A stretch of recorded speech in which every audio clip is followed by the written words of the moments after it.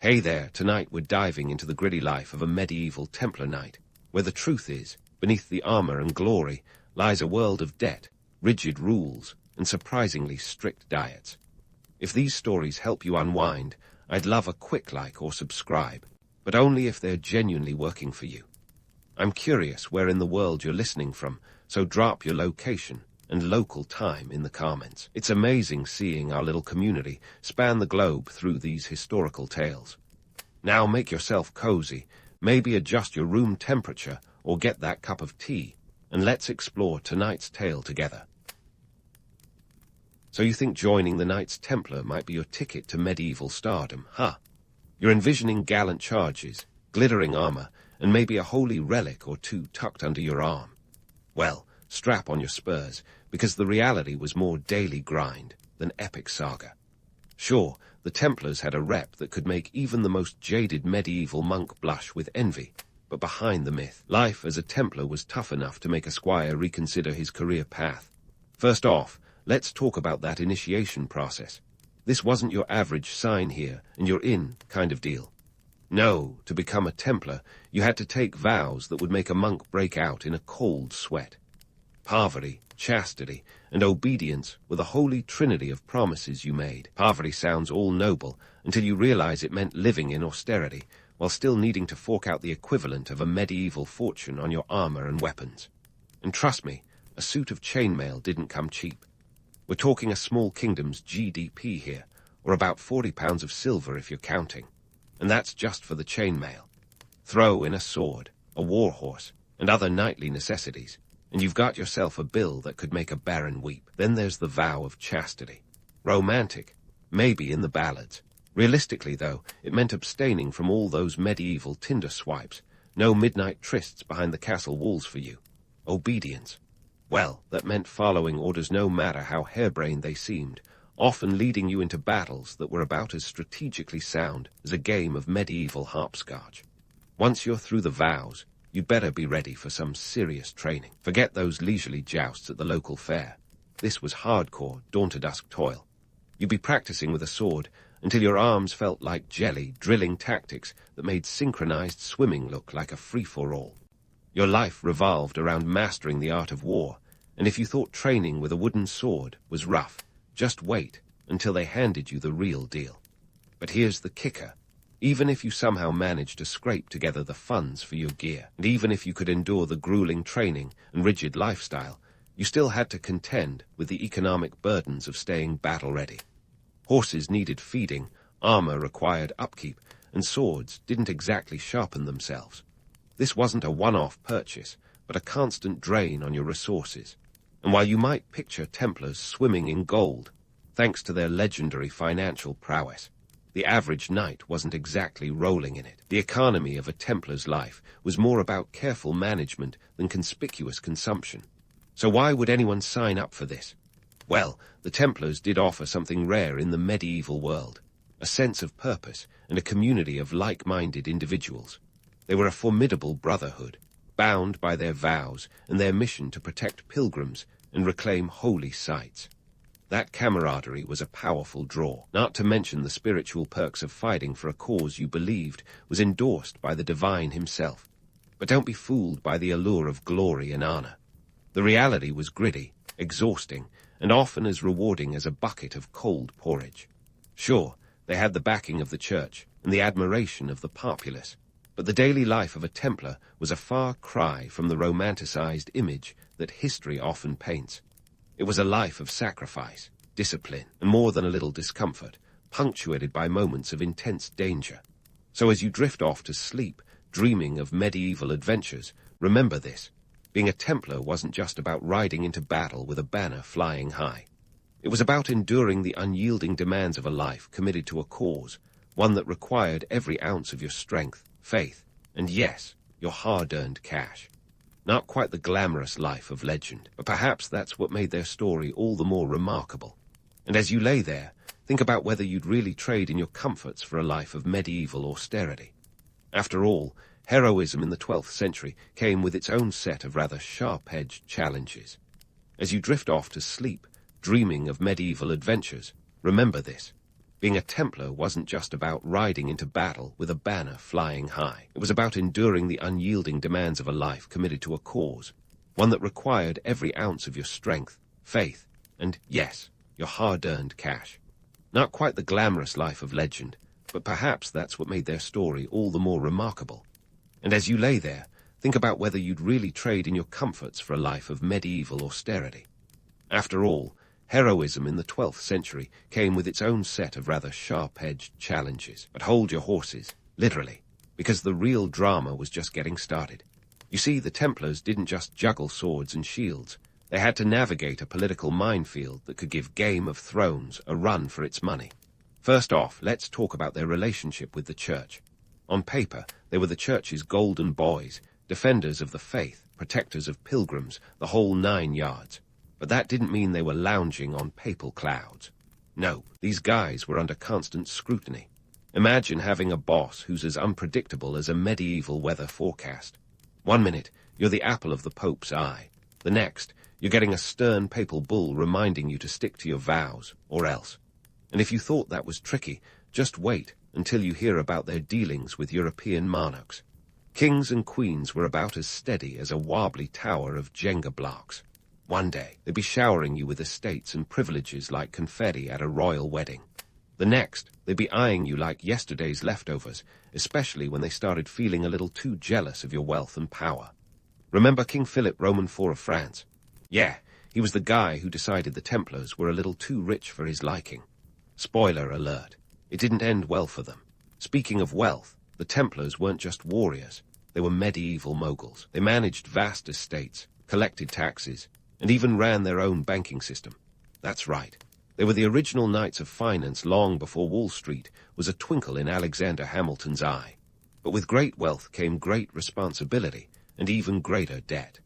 Running a massive military and financial operation didn't come cheap, and the Templars were always balancing the books like a juggler with one too many balls in the air. Now, if you think being a medieval banker sounds cushy, think again. Those estates and debts often led to conflict, both internal and external. Managing all those resources was like trying to herd cats, while blindfolded. There were disputes over land, money, and power, and not just with outsiders. Even within the order, tensions could run high as everyone jostled for position and influence. Throw in the occasional famine, epidemic, or Viking raid, and you've got yourself a recipe for constant stress. And let's not forget the military side of things. The Templars weren't just sitting around counting coins. They were out there fighting the good fight. Take the Battle of Hattin in 1187. It was supposed to be a walk in the park for the Crusaders, with their shiny armor and impressive numbers. But it turned into a nightmare faster than you can say, Saladin. Overconfident and underprepared, the Crusaders, including our knightly friends, found themselves surrounded by the Muslim forces. The result? A crushing defeat that left the Holy Land wide open for Saladin to stroll in like he owned the place. And spoiler, he kind of did after that. So, the life of a Templar wasn't just about slaying dragons and saving damsels, though that would have been a pretty sweet gig. It was about political maneuvering, financial juggling, and trying to stay one step ahead of both your enemies and your supposed allies.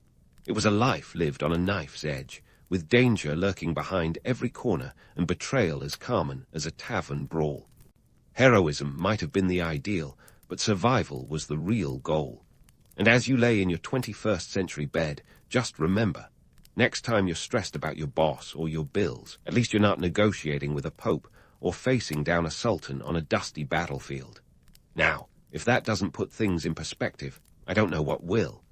Now, speaking of perspective, try seeing the Templars as the medieval Swiss army knife of society. Versatile, indispensable, and occasionally poking you in the metaphorical eye.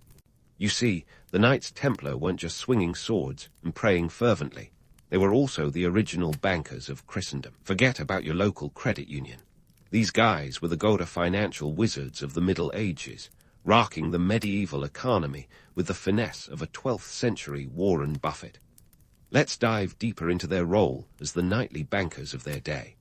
By the time they were rolling in their iconic white mantles with red crosses, they had crafted a banking system that was as cutting-edge as a double-edged broadsword. Their financial operations were so sophisticated that they could give modern banks a run for their money. Not literally, because, no ATMs back then. The Templars issued letters of credit, arguably the medieval version of a traveler's check, allowing pilgrims and merchants to deposit money in one Templar house and withdraw it in another. This was a game changer. It meant you didn't have to lug sacks of gold across bandit-infested lands. Instead, you got a nifty piece of parchment that said, "Yes, I am rich, and yes, the Templars will vouch for it."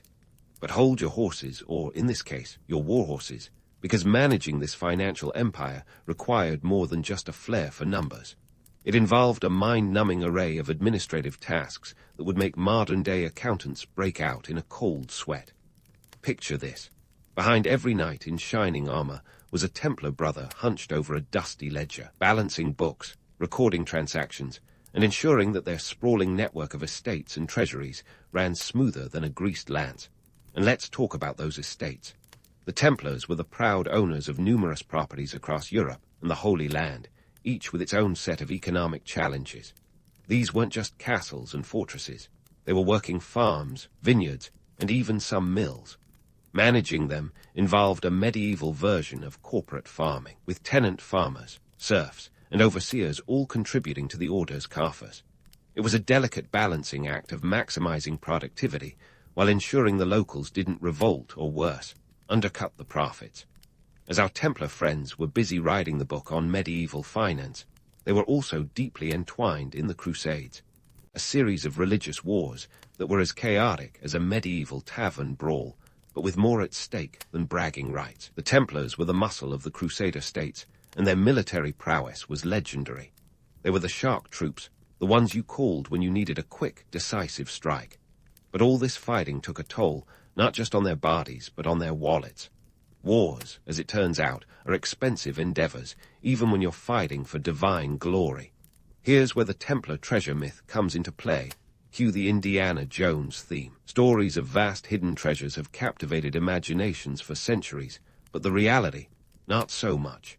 In truth, Templar wealth was tied up in land, loans, and those pesky administrative costs. Yes, they were wealthy, but it was less about chests of gold and more about complex transactions, meticulous record-keeping, and a robust network of economic activities. The real treasure was their financial acumen and the ability to leverage resources across a sprawling empire. The mundane reality of Templar life was often far removed from the battlefield. There were letters to be written, debts to be collected, and disputes to be resolved. Each day was a blend of martial training and economic management. Picture a knight one moment practicing swordplay, and the next moment seated at a table, quill in hand, scribbling notes on grain yields or negotiating a loan with a local noble. It was a life of contrasts, demanding both physical prowess and sharp intellect. Now, let's not forget the societal impact of their actions. The Templars weren't just shaping the battlefield. They were influencing the very fabric of medieval society. Their banking operations facilitated trade across Europe and beyond, connecting distant regions in a web of commerce. They were the financial lifeline for many, from humble pilgrims to powerful monarchs. This economic power translated into significant influence, sometimes putting them at odds with kings and popes alike, as their wealth and independence made them both indispensable and, at times, a bit too powerful for comfort. And speaking of power, it's important to understand why they were able to maintain such influence for so long. Partly, it was their reputation as holy warriors, which garnered them support from the church and the laity. But it was also their ability to adapt, to blend martial skill with financial savvy, that kept them ahead of the game. Until, of course, it didn't. But let's not get ahead of ourselves. We'll save that dramatic downfall for later. In the end, the Templars were a product of their time, embodying the complexities and contradictions of the medieval world. They were both revered and feared, admired and envied. Their story is one of ambition, innovation, and ultimately hubris. So, as you ponder the romanticized image of these knights, remember the reality was far from simple. They were warriors, yes, but also bankers, administrators, and above all human, trying to navigate a world as unpredictable as a medieval battlefield. And as with any good story, there's more to come, so stay tuned for the next chapter in the Templar saga. And speaking of the Templar saga, you might be wondering how these knightly bankers of the medieval world went from wearing white mantles to having their names dragged through the mud. Into the decline of the Templars, a tale as twisted as a medieval stained glass window. Imagine you're sitting on a pile of cash, managing a sprawling empire, and suddenly everyone wants a piece of your pie, and they're not asking nicely. By the late 13th century, the Knights Templar had attracted the kind of envy that could turn even the most pious monk green. They were rich, powerful, and let's face it, a little too independent for Europe's ruling elite. Enter King Philip Roman IV of France, a monarch with the financial acumen of a modern-day hedge fund manager, but with a moral compass that spun like a drunken sailor's. Philip, known as the Fair, though the Ruthless might have been more accurate, was drowning in debt from his wars with England and needed a bailout faster than you can say economic downturn. The Templars, with their vast network of wealth and influence, seemed like an irresistible target. Philip owed them money, a lot of it, and what better way to clear a debt than to accuse your lender of heresy and treason? It's the medieval equivalent of declaring bankruptcy by claiming your creditors are witches. On October 13, 1307, a Friday, which is why we now associate the day with bad luck, Philip launched a meticulously planned operation to arrest all the Templars in France. It was a move so bold it would make even the most audacious chess player blush. Imagine waking up to find the king's men banging on your door, not for a friendly chat, but to haul you off in chains. The charges: heresy, blasphemy, idolatry, and for good measure, devil worship. You know, the usual medieval accusations when someone wants your stuff. The Templars were accused of spitting on the cross, worshipping a mysterious idol named Baphomet, and engaging in other unspeakable acts. It was the kind of scandal that would light up a medieval Twitter feed if such a thing existed. The trials were about as fair as a rigged carnival game. Torture was the tool of choice, extracting confessions more dubious than a used car salesman's pitch. Imagine being stretched on the rack or having hot coals applied to your feet, confessing to anything, and everything starts to sound pretty tempting. And confess they did, under duress, to crimes as fantastical as they were fabricated. Let's be clear. These were not the confessions of guilty men, but the desperate admissions of those who would say anything to stop the pain. As the trials progressed, the Templars' fate was sealed. They were paraded through the streets, their once pristine mantles now stained with the metaphorical mud of falsehoods. Many were executed, including the last Grand Master, Jacques de Marley, who was burned at the stake in 1314. His final words reportedly cursed both King Philip and Pope Clement V, predicting their imminent demise, an eerie prophecy, considering both men died within a year. So, what brought about this dramatic downfall? The Templars were victims of their own success, their wealth and power making them a threat to the very monarchs they had often served. Philip's motivations were clear: eliminate a debt, consolidate power, and perhaps even curry favor with the church by purging a supposed heretical order. It was political and financial calculus at its most ruthless, a stark reminder that in the Game of Thrones, or in this case, the Game of Crowns, there were no rules, only winners and losers. But let's not get too caught up in the dark side. The Templar's story is as much about the resilience of human spirit as it is about betrayal and greed. Their legacy endured, not just in the myths and legends that followed, but in the very fabric of Western history. Their influence on banking, warfare, and even architecture can still be traced today. They were more than just knights with swords. They were pioneers of a new world order, albeit one that could not withstand the shifting sands of power and ambition. So, as we leave our story hanging on this cliff of medieval intrigue, remember that the Templars were not just pawns in a royal game. They were players in their own right. Their rise and fall remind us of the delicate dance between power and vulnerability, a dance that continues to echo through the ages. And while their order may have crumbled, the impact they left on the world is a testament to the complexity of history. A saga where the lines between hero and villain blur, and the truth is often stranger than fiction. Stay tuned, because the story of the Templars is far from over. We've yet to explore the myths and legends that sprang up in their wake, the whispers of hidden treasures, and the tantalizing tales that keep us coming back for more. So, keep your sword sharp and your wits sharper, because the next chapter in the Templar saga promises to be just as riveting as the last. And with that setup, let's dive headfirst into the swirling mists of myth and legend that have wrapped themselves around the Knights Templar like a tailor-made cloak. Their story didn't just end with the smouldering ashes of Jacques de Marley. It ignited a fascination that has persisted through centuries, like a campfire tale with a life of its own.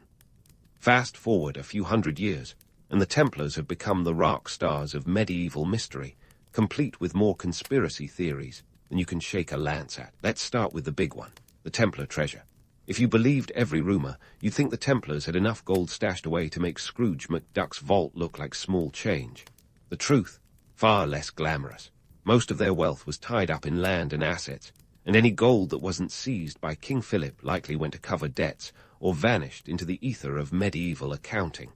Yet the legend persists, inspiring countless treasure hunts and Hollywood blockbusters. It's as if the Templars left behind a giant X marks the spot, somewhere in the collective imagination, and folks have been digging ever since. Then there's the Holy Grail. Ah, the cup that launched 1,000 quests. Thanks to legends like those in Arthurian lore, the Templars have been cast as the eternal guardians of this mythical artifact. But while the Templars were indeed charged with protecting holy relics, Grail itself is conspicuously absent from any historical inventory. It's a narrative that's less about actual history and more about our yearning for mystery and adventure, a testament to the human desire to find meaning in the unknown. And who can forget Baphomet?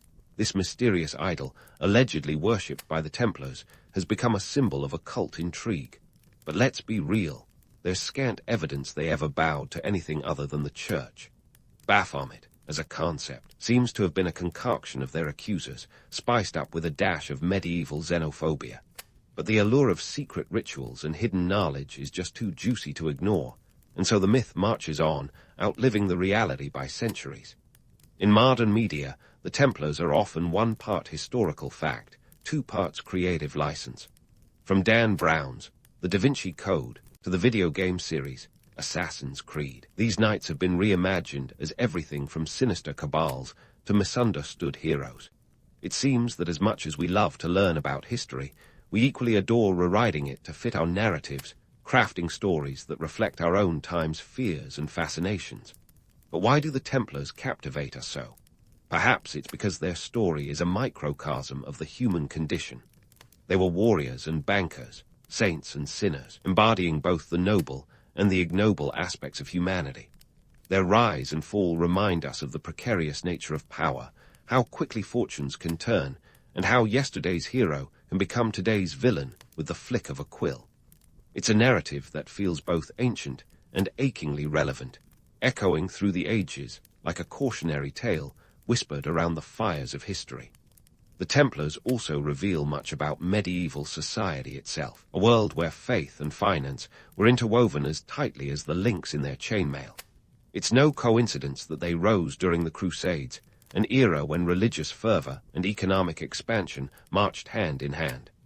Their story speaks to the transformative power of belief, both as a force for unity and a tool for manipulation, a theme as pertinent in the 21st century as it was in the 12th. And let's not overlook our collective penchant for romanticizing the past. The Middle Ages, for all their grit and grime, have been reimagined as a time of chivalrous knights and noble quests. The Templars, with their enigmatic aura and dramatic downfall, fit neatly into this narrative, offering a glimpse of a world where ideals could inspire both incredible feats and devastating downfalls. They remind us that history isn't just a series of dates and events. It's a tapestry of human stories, each thread woven with dreams, deeds, and the occasional dagger in the back.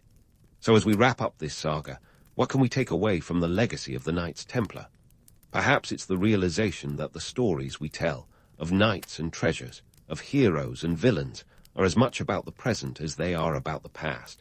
They reflect our aspirations and our anxieties, our hopes for what might be and our fears of what has been. In the end, the Templars are more than just a chapter in a history book. They're a mirror, reflecting the complexities and contradictions of the human experience. And with that, dear listener, we bid farewell to our knightly companions, their red crosses fading into the mists of time. But don't let the story end here. Keep questioning, keep exploring, and above all, keep the flame of curiosity burning bright. Because if the Templars have taught us anything, it's that history is never truly over. It's just waiting for the next adventurer to uncover its secrets. The Han Dynasty didn't just wake up one day and decide they wanted to be the Silicon Valley of the ancient world. But that's essentially what happened over a couple of centuries. Starting in 206 BCE, they went from merely managing rice paddies to crafting a global trade network that would make Jeff Bezos jealous. It all started with a classic power struggle worthy of a binge-worthy drama series. Enter Liu Bang, man with peasant roots and a name that sounds like a pop song. Liu Bang wasn't just content with the status quo.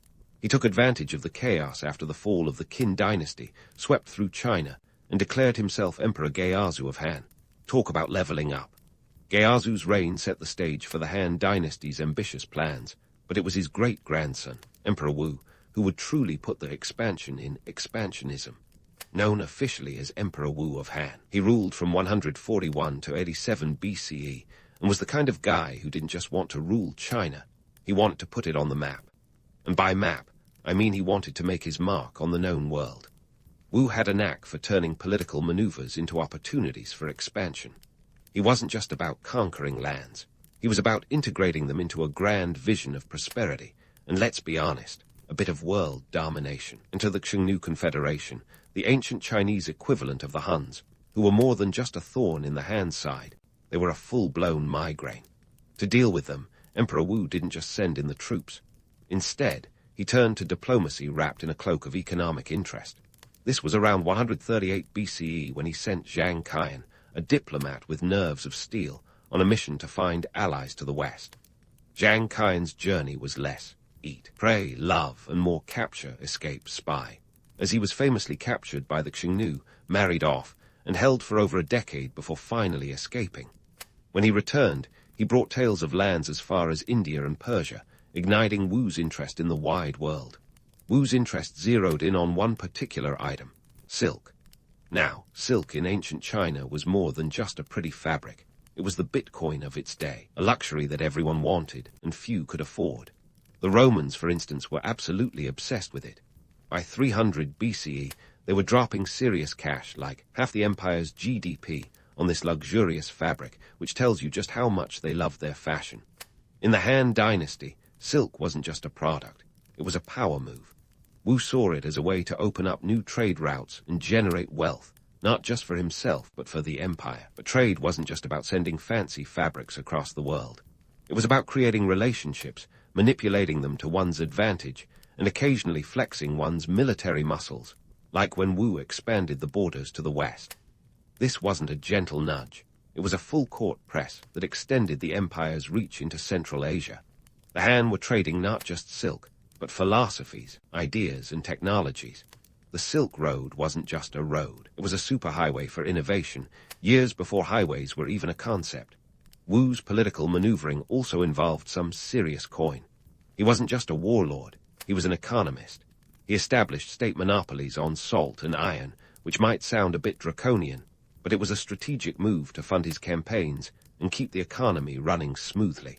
And let's not forget the taxes. Wu was a fan of taxes like teenagers are fans of TikTok, using them to fund everything from military campaigns to infrastructure projects. While the romance of the Silk Road conjures images of camel caravans and exotic spices, the reality was a bit grittier. The Silk Road was dangerous, with bandits, harsh climates, and treacherous terrain. Yet, the allure of profit and the promise of new connections kept traders coming back. The Han Dynasty's expansion wasn't just a story of trade. It was a narrative of ambition, risk, and the occasional lucky break, like when Zhang Qian returned with tales of riches and opportunities beyond the mountains. In a nutshell, the Han Dynasty's rise and expansion under Emperor Wu wasn't just about silk or trade routes. It was about a vision to connect the world, one silk thread at a time, even if it meant navigating through the occasional geopolitical minefield. As the Han Dynasty extended its reach, it laid the groundwork for a network that would stretch across continents, and it all started with a bit of ambition and a lot of silk. So, when the Han Dynasty decided to spin a global web of trade, they weren't just stringing together some far-flung connections. They were masterminding a commercial symphony, with the Silk Road as their grand opus. Now, let's dive into the nitty-gritty, the nuts and bolts, the nuts and berries, if you will, of how this Silk Road came to be. First off, if you think that the Silk Road was a single, well-paved highway like an ancient I-95, think again. This was more like a sprawling network of paths covering over 4,000 miles from the heart of China all the way to the Mediterranean. It wasn't called the Silk Road until the 19th century, by the way. Back then, it was just a bunch of interconnected trade routes. Think less road, more choose-your-own-adventure trail. Now, hauling silk across those thousands of miles wasn't a job for the faint of heart. We're talking about terrain that would make even the most seasoned hiker weep. Deserts that seemed endless, mountain passes that were less breathtaking and more lung-crushing, and climates that swung from blistering heat to bone-chilling cold. And let's not forget the bandits. Yep, those guys were the original highwaymen, lurking in the shadows, waiting to pounce on unsuspecting caravans like a cat on a laser dart. To tackle these challenges, the Han Dynasty and their intrepid merchants relied on some serious logistical prowess. Enter the Bactrian camel, the semi-truck of the ancient world. With their 2 humps and an attitude that screamed, "I'm too cool for school," these camels were the MVPs of the Silk Road. They could carry up to 500 pounds of goods, travel 25 miles a day, and survive without water for days. These shaggy beasts were not just transportation, they were lifelines. Speaking of goods, silk wasn't the only thing making the journey. The Silk Road was a bizarre bazaar of trade items. Spices like cinnamon and pepper were hot commodities, literally and figuratively. Then there were the more exotic items, like live animals. Picture an ancient Noah's Ark on the move, with elephants, lions, and ostriches making the trek, all because some Roman senator thought it would be cool to have a personal menagerie. But the Silk Road wasn't a one-way street. While silk flowed out of China, other goods flowed in. The Chinese had a taste for the finer things from the West, like glassware, wine, and precious metals. Plus, they were introduced to new ideas and technologies.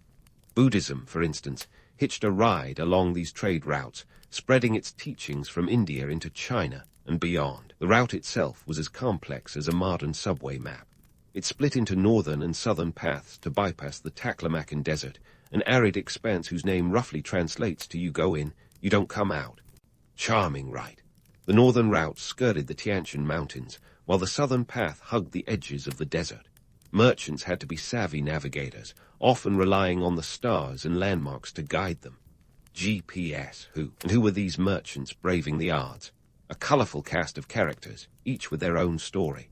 From Persian traders to Roman merchants to Chinese envoys and nomadic intermediaries, the Silk Road was a melting pot of cultures and ambitions.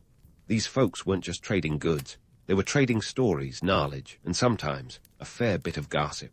Now, you might be thinking, why go through all this trouble? Well, it boiled down to one word: profit. The potential for wealth was staggering. A bolt of silk could fetch its weight in gold, while a single caravan could make a merchant's fortune or ruin it, depending on the whims of fate and the reliability of their camel's knees. Of course, the Han Dynasty didn't just leave this lucrative venture to chance. They established military outposts along the routes to protect their interests and keep those bandits at bay. These outposts were like ancient service stations, offering a place to rest, resupply, and maybe swap some tall tales over a campfire. And let's not overlook the economic implications. The Silk Road wasn't just a trade route. It was an economic engine. It fueled the Han Dynasty's coffers, funded their military campaigns, and supported their grandiose projects. It was a testament to the power of commerce and the lengths to which people would go for a slice of the pie.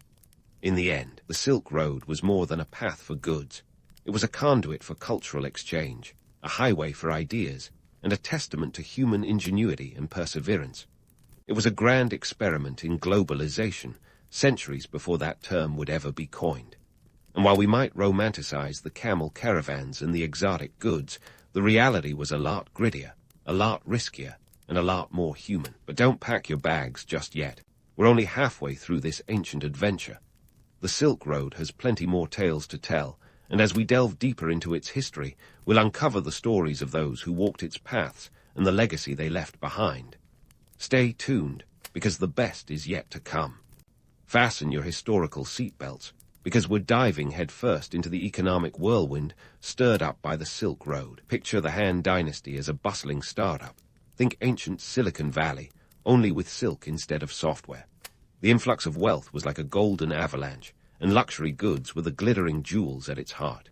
The Romans couldn't get enough of that shiny fabric, and the Han were all too happy to supply it, turning silk into an ancient status symbol. Now, let's talk about the merchant class. Before the Silk Road, merchants were generally seen as shifty characters, somewhere between street performers and snake oil salesmen. But all that changed faster than you can say: profit margins. With trade routes bustling and silk flowing like water, merchants suddenly found themselves in the economic spotlight. They became the nouveau rich of the Han Dynasty, earning not just wealth but a hefty dollop of social status. That's right, folks. Trading silk was the ancient equivalent of striking it rich in tech stocks. And with great wealth came, well, great inflation. Imagine a marketplace where prices ballooned like carnival balloons, often unpredictably. Silk was so valuable that it was sometimes used as currency itself. This wasn't just about silk.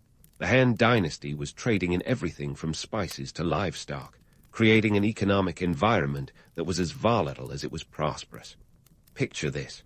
A single bolt of silk could buy a house in Rome, while back in China, the price of a pound of cinnamon was more closely guarded than a dragon's hoard. But it wasn't just the silk and spices making waves. The Han government had to navigate the choppy waters of this economic boom. They weren't exactly laissez-faire about it. In fact, they were more hands-on than a potter at a wheel. They introduced a complex tax system to keep the coffers brimming. Taxes were levied on goods moving along the Silk Road. Merchants had to fork over a percentage of their profits, which was a bit like paying a toll on every bridge in the kingdom. The government also controlled the production of salt and iron, ensuring that the empire's war chest remained robust enough to fund military campaigns and infrastructure projects. Speaking of currency, the Han Dynasty was no slouch when it came to minting money. They introduced the Wazhu coin, a little bronze wonder that weighed in at 2 grams. This might sound like small change, but these coins were a big deal, circulating for over 700 years. They were the Bitcoin of their time, minus the environmental impact. But with all this wealth floating around, counterfeiting became a thing, proof that where there's money, there'll always be someone trying to make a quick buck. The Han government was also keenly aware that currency alone wouldn't keep the empire afloat. They needed a steady stream of revenue, so they established state monopolies on essential goods like salt and iron. This might sound a bit authoritarian, but it was a strategic move to keep the economy stable. These monopolies ensured that the government could control prices and prevent market chaos. Plus, it helped keep the military machine well-oiled and ready to roll at a moment's notice. Now, you might be wondering how the Han Dynasty managed to juggle all these economic balls without dropping them. The truth is, they didn't always succeed. Inflation was a persistent headache, and as wealth flowed into the empire, so did societal changes. The gap between the rich and the poor widened like a canyon, with the wealthy living lavishly while the less fortunate struggled to make ends meet. Sound familiar? But the Han rulers were nothing if not innovative. They implemented land reforms, redistributing land to reduce the power of wealthy landowners and support the peasantry. It was an ancient attempt at economic equilibrium, though not always successful. Nonetheless, these reforms demonstrated the government's awareness of the socio-economic challenges they faced. And then there's the myth-busting bit.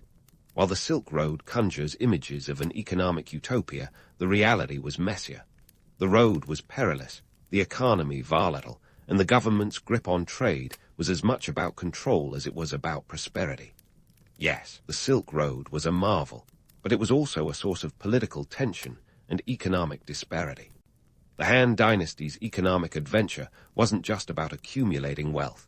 It was a balancing act of maintaining power, managing social change, and navigating the unpredictable tides of international trade. It was a testament to human ingenuity and resilience, and a reminder that the quest for prosperity is as old as civilization itself. As the Silk Road wove its way through history, it left a legacy of cultural exchange and economic transformation that still resonates today. The merchants, the monarchs, the money, they were all part of a grand tapestry, a narrative woven with ambition and audacity. So, as we continue our journey, remember, the Silk Road was more than a trade route. It was a lifeline, a legend, and a lesson in the enduring power of commerce. Stay tuned, because the Silk Road story hasn't run its course. There's more intrigue, more drama, and more economic escapades to uncover as we journey deeper into history's labyrinth. So, with the Han Dynasty's Silk Road saga already sounding like an episode of Ancient Entrepreneurs, let's shift the focus from traffic jams of camels to the cerebral superhighway of cultural exchange. Because guess what? While the Han were busy stacking coins, they were also inadvertently creating the world's first TED talk circuit. Ideas were flowing faster than those camel caravans, and the Silk Road became the ultimate think tank, minus the PowerPoint presentations. First up in our cultural exchange lineup, Buddhism. Picture this, a spiritual philosophy that starts in India, then embarks on a journey worthy of a Netflix docuseries, making its way to China like a spiritual Marco Polo. Now, Buddhism didn't just hitch a ride on the Silk Road. It was more like a spiritual flash mob that set up shop in monasteries across China. By the 1st century CE, Buddhist monks were popping up like philosophical pop-up shops, introducing meditation practices and the idea of enlightenment to the Han populace. Talk about a cultural mind blow. But Buddhism wasn't just offering a new way to think about the cosmos. It was a catalyst for the arts, inspiring everything from sculptures to poetry. Suddenly, Chinese artists had fresh muses, and they ran with it, creating art that would make any modern gallery curator swoon. The influence was so pervasive that by the time of the Northern Wei Dynasty, 386–535 C, Buddhist art and culture were practically woven into the fabric of Chinese society. The spread of Buddhism is a prime example of how a trade route turned into a cultural highway. Now, let's switch gears to technology, because who doesn't love a good ancient tech upgrade? The Han Dynasty wasn't just about silk. They were also the original tech geeks of the ancient world. Thanks to their trade connections, they picked up some nifty gadgets and ideas from their Silk Road counterparts. One such innovation, the crossbow. This wasn't just any bow. It was the iPhone of weaponry, revolutionizing military tactics with its power and precision. The Romans were so impressed they adopted it, proving that good tech transcends borders and time. But it wasn't all about weaponry. The Chinese also got their hands on glass-blowing techniques from the West. Before this, Chinese artisans were like, glass, never heard of it. But once they learned how to create glass, it was game on. Glass became the next big thing, used for everything from decorative items to scientific instruments. In the blink of an eye, China went from zero to hero in the glassware game. And speaking of scientific instruments, let's not forget about the humble abacus.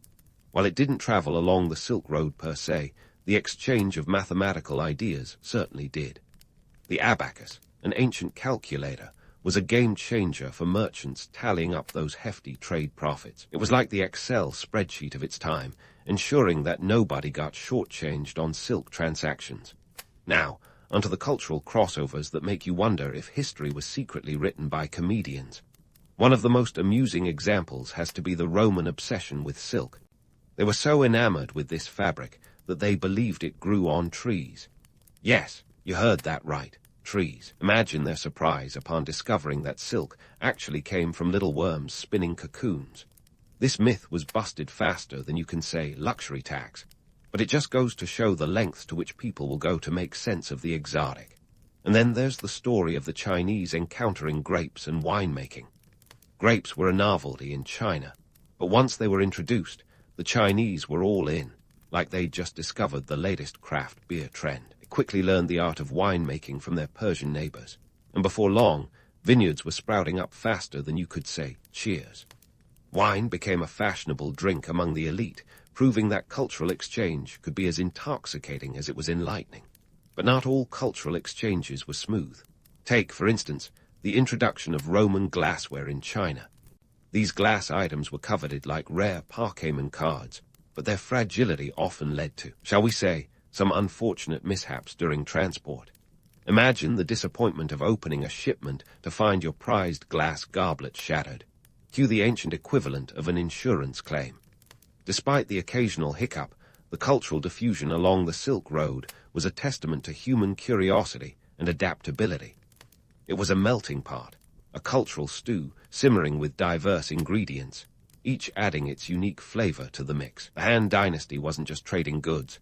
They were trading identities, philosophies, and technologies, creating a vibrant tapestry that would influence civilizations for centuries. Of course, this cultural exchange wasn't just a one-way street. While China absorbed foreign influences, it also exported its own culture. Chinese inventions, such as papermaking and printing, eventually made their way westward, revolutionizing communication and record-keeping. Imagine the astonishment of a Roman scholar receiving a piece of paper for the first time, realizing they could write without chipping away at stone tablets. Mind blown, right? In the grand scheme of things, the Silk Road was more than a commercial venture. It was an incubator of ideas, a crucible of creativity, and a bridge between worlds. It was where East met West, where the ancient world came to swap secrets and stories, sparking innovations that would shape history.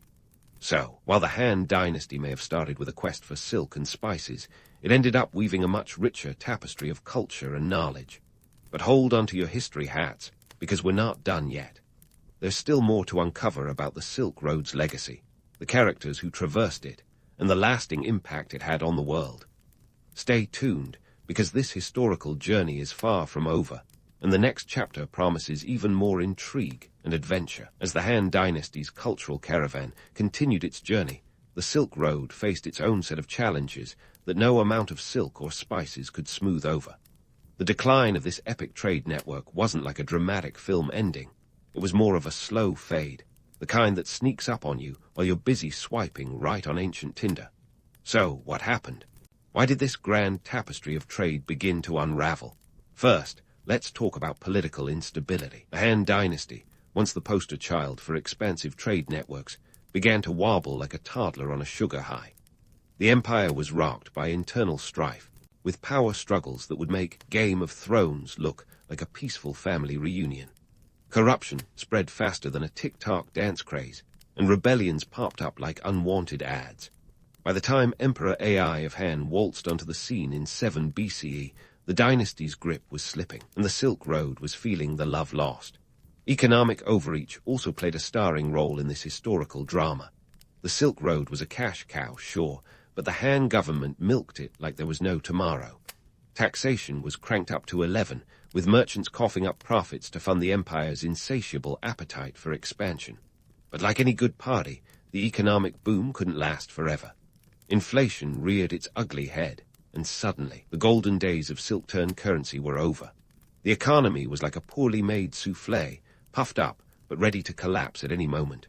Throw in a dash of bad luck, and you've got a recipe for decline. Natural disasters, those pesky little reminders that Mother Nature always has the final say, weren't helping matters. Earthquakes and floods swept through the empire like uninvited guests, leaving devastation in their wake. The Silk Road, once a bustling artery of commerce, was now increasingly difficult to maintain. And let's not forget about those bandits, because every good story needs some villains. As the Han's power waned, banditry on the Silk Road became as common as cat videos on the internet, making trade routes perilous and profits less predictable. Despite the decline, the Silk Road left an indelible mark on history, like an ancient influencer whose impact still resonates today.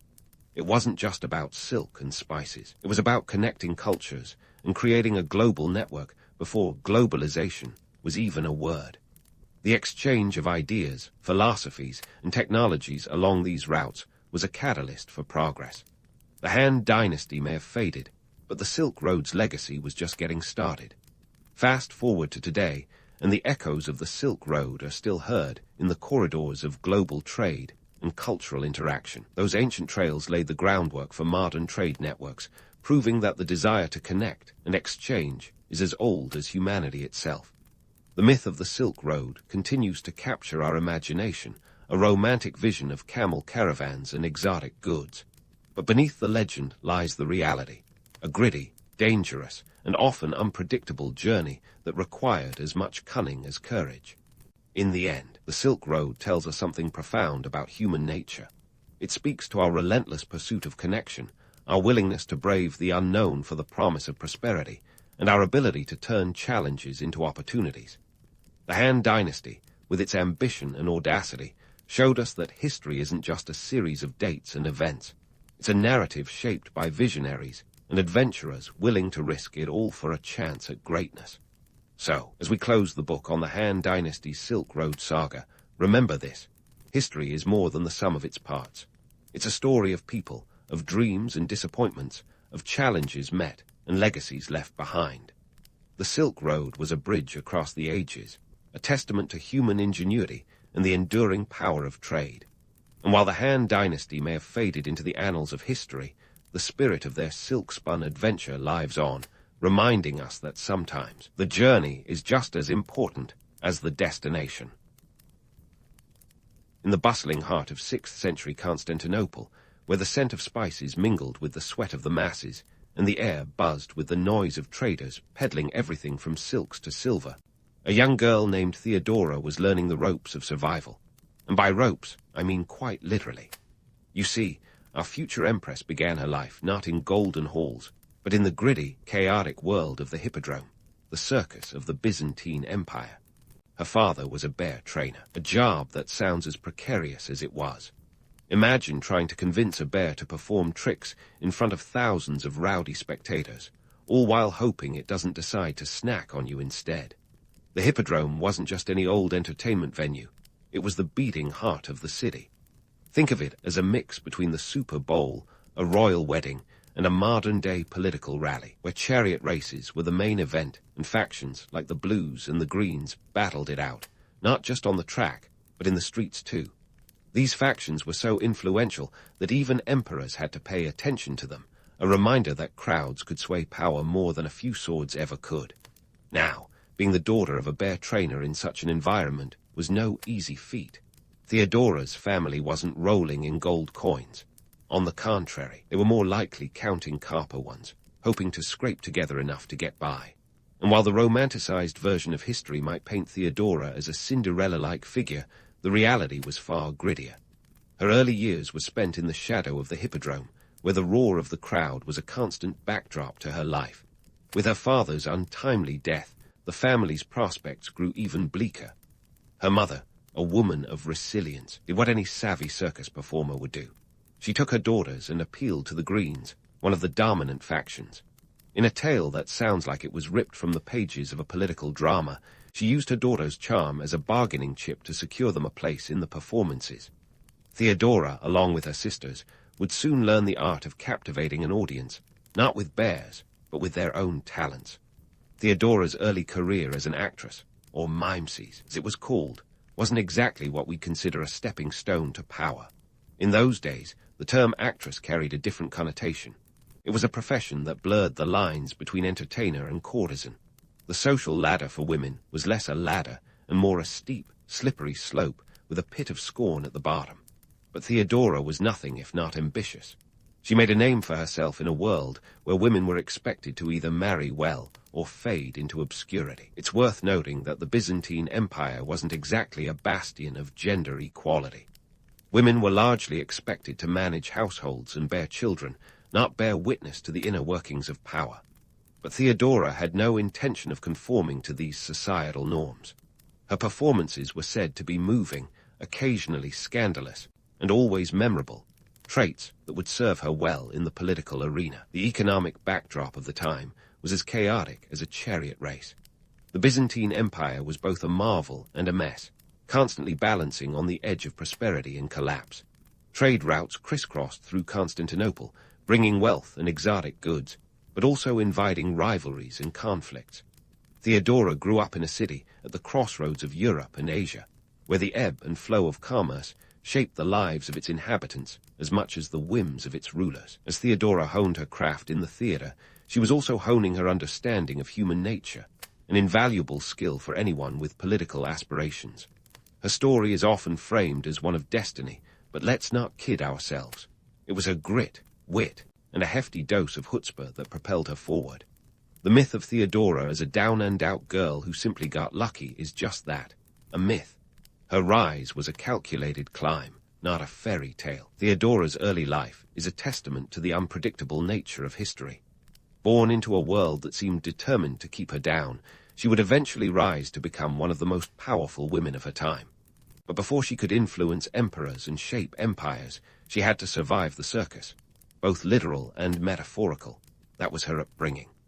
In many ways, her early years were a training ground, teaching her to navigate the complexities of power, performance, and perception. So there you have it, a slice of Theodora's life before the crown, where the stakes were high and the odds were against her. From the dusty tracks of the hippodrome to the glittering halls of the palace, her journey was anything but predictable. And as we'll see, Theodora's story is one that defies simple categorization. It's a reminder that history is full of surprises, and that sometimes the most unlikely beginnings lead to the most extraordinary ends. As the dust settled from Theodora's early years, we find her poised at the threshold of a new chapter, ready to trade the stage for the palace, with nothing less than the imperial crown in her sights. But let's not get ahead of ourselves. Before she could claim her spot next to Justinian I, there were a few Byzantine-sized hurdles to clear, like the small matter of transforming from a scandalously entertaining mimesis into an empress. It's a bit like trying to turn a rock concert into a royal ball, passable, but you better have a great plan. Theodora's leap from the theatre to the throne is often shrouded in the kind of romantic fog that would make any soap opera jealous.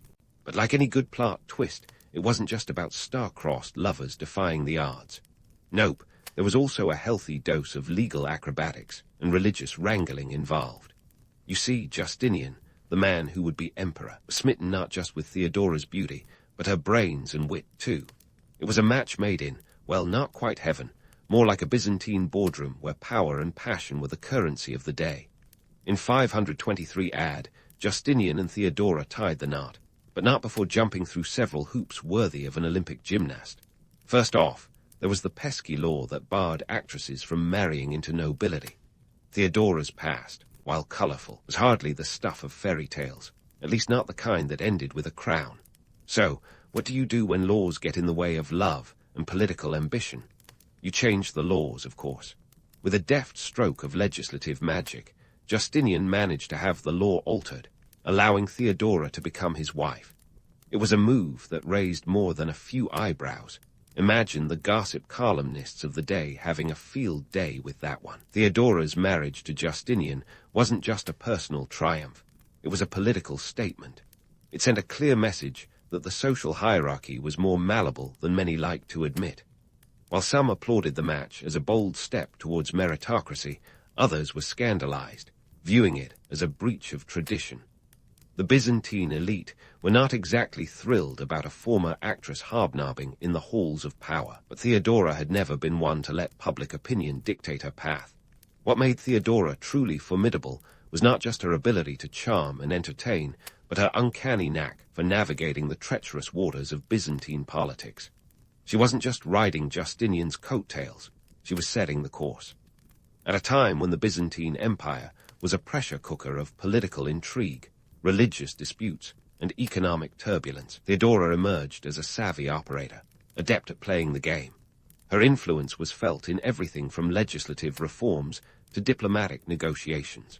Speaking of religious disputes, the Byzantine Empire was embroiled in its fair share of theological debates, with the monophysite controversy leading the charge. This was no small matter. It was as if the entire empire was arguing over the most complex doctrinal point, and it had real-world consequences. Theodora herself was a sympathizer of the monophysites, a group that believed in the single, unified nature of Christ. This put her at odds with the more orthodox Chalcedonian faction, creating a religious and political balancing act that she had to perform with precision. Economically, the empire was like a high-wire act, always teetering on the brink of prosperity and disaster. Theodora, with her keen sense of the human condition, understood that stability was built on more than just military might. It was also about managing the empire's vast resources. She championed policies that protected the poor and worked to curb corruption, an impressive feat in a world where graft was practically a sport. Theodora's rise to power wasn't just a personal victory. It was a testament to her resilience and shrewdness. She wasn't content to be a decorative figurehead or a silent partner. No, Theodora was a full-fledged co-ruler, wielding influence with a deft hand. In a world where women were often relegated to the sidelines, she stood at the forefront, crafting policies and shaping the empire's future alongside Justinian. Her ascent was a reminder that power was not just inherited or seized. It could also be earned through grit and guile. Yet, for all her achievements, Theodora remained a figure of controversy, her life story a blend of legend and reality. While some saw her as a beacon of progress, others viewed her as a symbol of scandal. But perhaps that's what makes her story so compelling. It's not a simple tale of rags to riches, but a complex narrative of ambition, power, and the human spirit's capacity to defy expectations. As we move forward in Theodora's tale, it's clear that her marriage to Justinian was just the beginning. Together, they would embark on a journey to reshape the Byzantine Empire, their partnership a force to be reckoned with. Theodora's transformation from actress to empress was not just a personal metamorphosis. It was a harbinger of change, a sign that the old ways were giving way to new possibilities. And in the Byzantine Empire, where intrigue was the order of the day, Theodora stood as a testament to the power of reinvention and the art of the possible. It was the dawn of a new era for Theodora and Justinian, a duo poised to give the Byzantine Empire a makeover that HGTV would envy. But even the most dynamic power couples faced their fair share of drama, and for these two, it arrived in the form of the Nika riots of 532 AD, a fiery cocktail of political unrest, social upheaval, and outright chaos. Let's set the stage. Constantinople, a city that thrived on its own contradictions, was boiling over with tension. The Hippodrome, that grand arena where Theodora once performed, was now a cauldron of discontent. The factions, the blues and the greens, weren't just about chariot races anymore. They had evolved into political and social entities with enough influence to make modern political parties look like knitting clubs. And make no mistake, these weren't just color-coded fan clubs. They were armed and dangerous, with grievances that reached from the gutters to the gilded halls of power. Theodora, once a performer in this very arena, now found herself on the other side of the curtain. But this wasn't the time to reminisce about past glories. The city was on fire, literally. It all kicked off on January 13, 532, during a chariot race gone wrong. The crowd, already in a frenzy, erupted into violence with chants of Nika, meaning conquer, echoing through the streets. What started as a riot over chariot racing quickly snowballed into a full-blown revolt against Justinian's rule, a call for change that could have toppled the empire. Here's where things get interesting. While Justinian was ready to pack his bags and hightail it out of Dodge, it was Theodora who stood her ground. She wasn't about to let a mob of disgruntled fans dictate the fate of the empire. In a speech that would put any motivational coach to shame, she famously declared that purple makes a fine burial shroud. Translation: better to die a ruler than live a coward. Her steely resolve was a game-changer, rallying the imperial forces and shifting the tide of battle. But let's not romanticize this too much. Theodora's decisiveness came at a cost. The suppression of the Nika riots was brutal. By the time the dust settled, an estimated 30,000 people lay dead, victims of the imperial crackdown. Theodora's role in this bloodbath is often glossed over in the rosy tales of her influence, but it's a stark reminder of the harsh realities of power. She was no mere puppet master. She was a full-fledged player in the deadly game of empire. Now, while the streets were being scrubbed of rebellion, Theodora was already looking ahead. Her political acumen shone through not just in crisis management, but in her social reforms too. She championed the rights of women, a radical notion in a society that viewed them as second-class citizens. We're talking about a time when women's rights were about as common as unicorns. Yet, Theodora pushed for legislation that protected women from trafficking and granted them more rights in divorce and property ownership. It was as if she was centuries ahead of her time, planting seeds of change in a patriarchal garden. But here's the kicker. Theodora's advocacy wasn't just about altruism. It was political savvy wrapped in progressive packaging. By elevating the status of women, she wasn't just addressing social justice. She was cultivating a new base of support, one that owed allegiance not just to the emperor, but to the empress as well. It's a classic case of enlightened self-interest, a move that would have made Machiavelli proud. As we wade through the murky waters of myth and reality, it's crucial to remember that Theodora's story is as much about her fierce independence as it is about her partnership with Justinian. She wasn't simply pulling the strings behind the scenes. She was crafting policy, steering diplomacy, and shaping the cultural fabric of the empire. Her influence was both overt and subtle.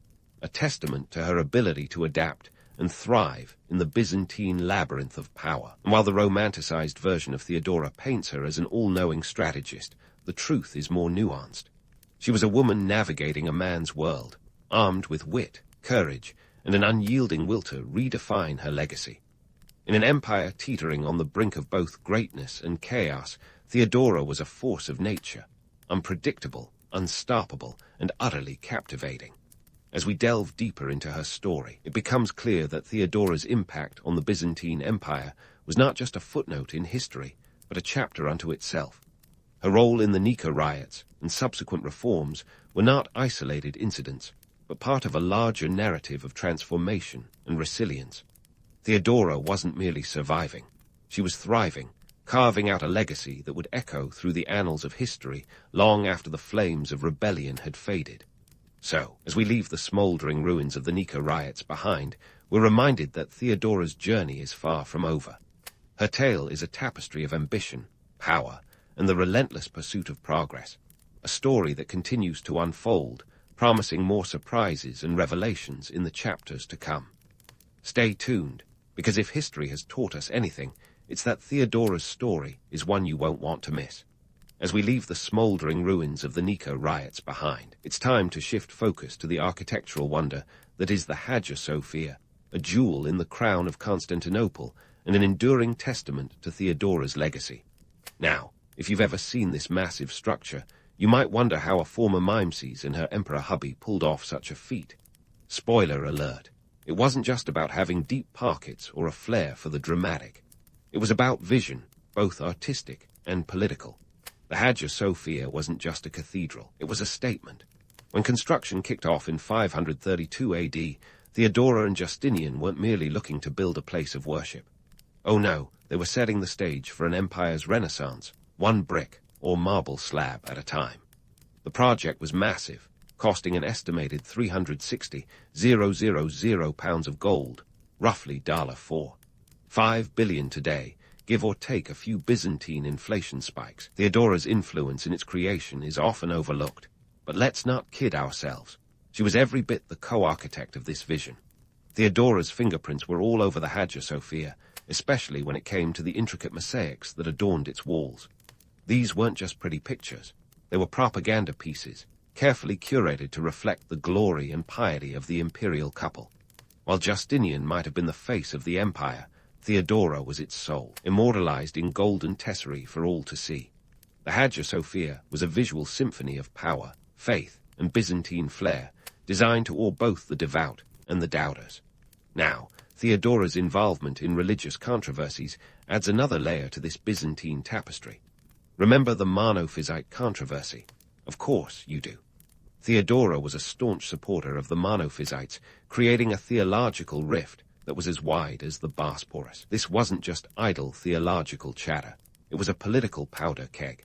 She used her influence to protect Monophysite clergy from persecution, a move that didn't exactly win her friends in the more orthodox circles. But hey, when did Theodora ever shy away from a little controversy? Her religious stance wasn't just about personal belief. It was a strategic gambit.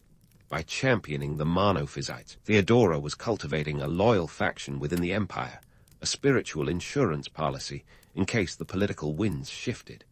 It was a classic Byzantine chess move, one that underscored her uncanny ability to play the long game. She was maneuvering through the empire's religious landscape with the precision of a grandmaster, ensuring that her legacy would endure beyond the whims of doctrinal debates. But even the most formidable Empress is mortal, and Theodora's health struggles were a stark reminder of that reality. By the early 540, she was grappling with a mysterious illness that would ultimately claim her life. Historians have speculated about the nature of her ailment, with cancer being the most likely culprit. Whatever it was relentless, and Theodora faced it with the same resolve that defined her reign. Her sudden death in 548 AD at the age of 48 sent shockwaves through the Byzantine Empire. It was as if the sun had set on one of its brightest stars. Theodora's passing wasn't just a personal tragedy for Justinian. It was a seismic shift in the power dynamics of the empire. Without her, the political landscape was left with a Theodora-sized void, one that would prove difficult to fill.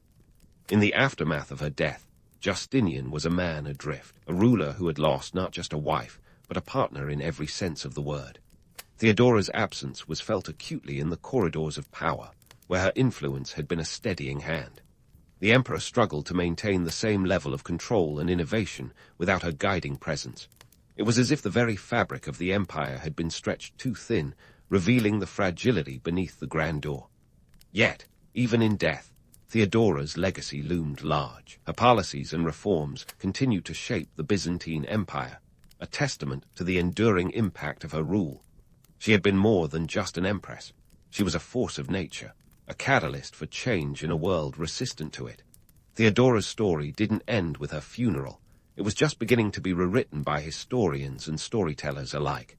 Over the centuries, Theodora's life has been romanticized, vilified, and everything in between. She's been cast as everything from a saint to a sinner, depending on who's holding the pen.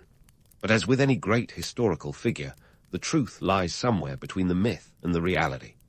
Theodora was complex, contradictory, and compelling, a woman who defied the constraints of her time to forge a legacy that continues to captivate us.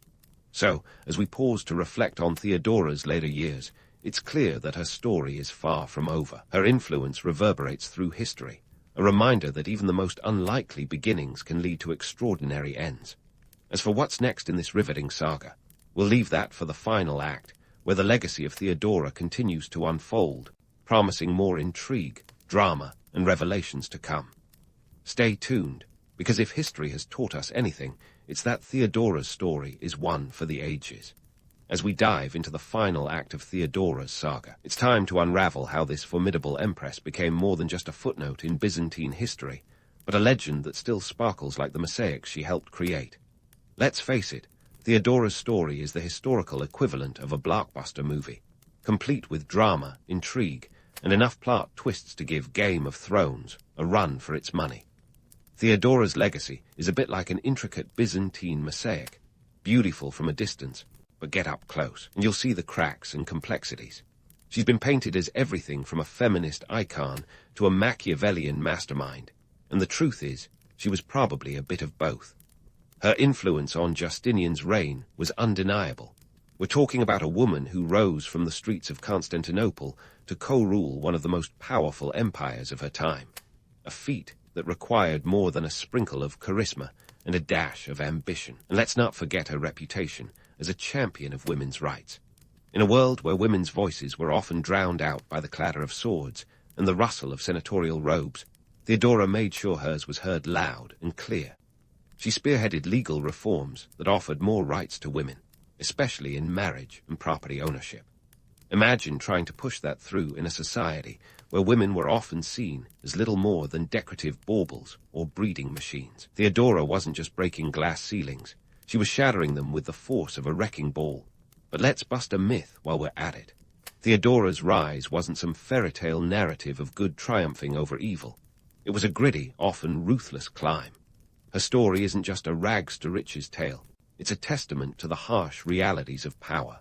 It's easy to romanticize her as an early feminist hero, but the truth is, she played the political game as well as any man of her era, sometimes better. Her power moves were often as pragmatic as they were progressive.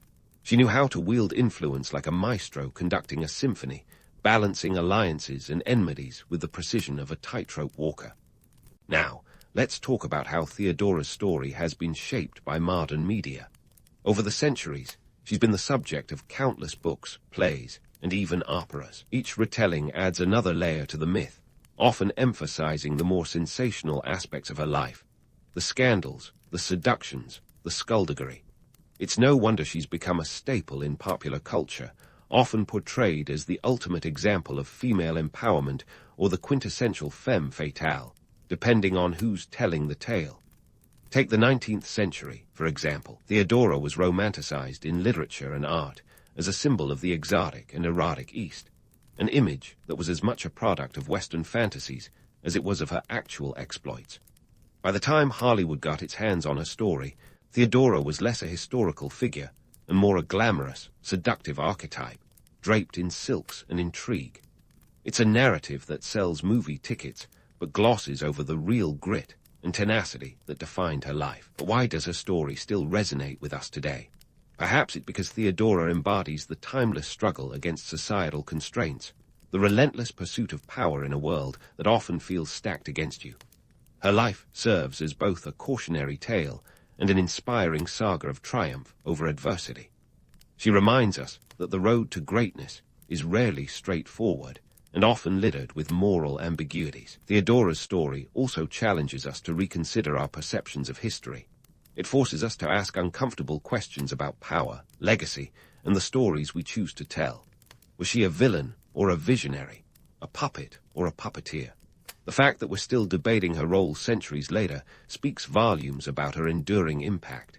And then there's the economic angle. Theodora lived in a time when the Byzantine Empire was a financial powerhouse, yet perpetually teetering on the brink of economic disaster. She understood that wealth wasn't just about gold coins. It was about stability, influence, and the ability to enact change. Her policies weren't just about administering an empire. They were about securing a future in a world where fortunes could change as quickly as the tides of the Bosporus. In the end, Theodora's legacy is as complex as the empire she helped to shape. She was a woman who defied the odds, broke the rules, and changed the course of history. Her life is a vivid reminder that history is not just a series of events, but a tapestry of human ambition, fallibility, and resilience.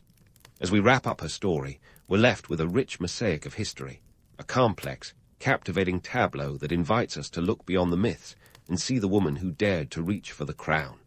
So, as we close the curtain on Theodora's saga, let's remember her not just as an empress, but as a force of nature, a woman whose story continues to captivate, inspire, and challenge us to this day. Whether you see her as a heroine or a harbinger of chaos, there's no denying that Theodora remains one of history's most fascinating figures. And in a world that still grapples with questions of power and gender, her legacy is more relevant than ever. If you've ever felt that your life's a circus, spare a thought for the Seljuks, who turned the 11th century Middle East into their personal big top. These nomadic Turkic tribes from the steppes of Central Asia had a penchant for camel rides and a knack for empire building that would make any startup founder envious. Picture a band of skilled horsemen who traded their yurts for palaces, with a side of sword-wielding diplomacy. Seljuks were like the Silicon Valley of medieval empires, disruptive, ambitious, and not afraid to shake things up. In the early days, the Seljuks were just another wandering tribe with a name that didn't exactly scream future rulers of a vast empire. Originating from the region near the Aral Sea, these folks were living the nomadic dream, herding livestock, moving with the seasons, and mastering the art of living out of a tent long before it became a hipster lifestyle choice. But unlike your typical festival camper, they had their sights set on something bigger, something permanent. Enter Tughril Beg, the Steve Jobs of the Seljuk world, minus the turtleneck. This charismatic leader had vision, ambition, and a way with people that turned a ragtag group of tribesmen into a force to be reckoned with. Born around 990 CE, Tughril was one of those guys who could see opportunity in chaos, and the 11th century Middle East was nothing if not chaotic. The Abbasid Caliphate, once the reigning power, was a shadow of its former self, plagued by internal strife and external threats.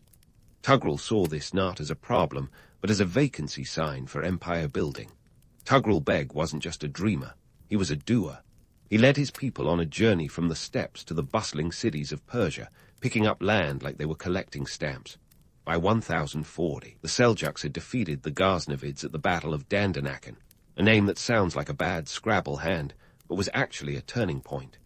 This victory gave the Seljuks control over Khorasan, a region that was the medieval equivalent of Silicon Valley in terms of wealth and cultural influence. As Tughril expanded his territory, he deployed strategies that would make a modern-day political strategist proud.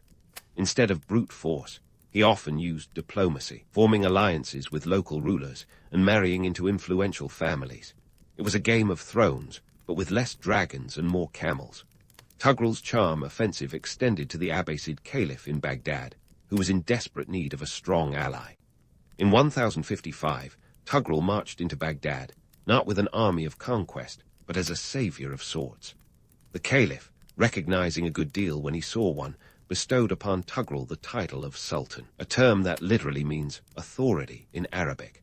With this title, Tughril became the de facto ruler of the Islamic world, and the Seljuks cemented their place in history. Of course, not everything was smooth sailing. Tughril's rise to power wasn't just a story of strategic brilliance. It was also about navigating the pitfalls of medieval politics, where alliances were as stable as a Jenga tower in an earthquake.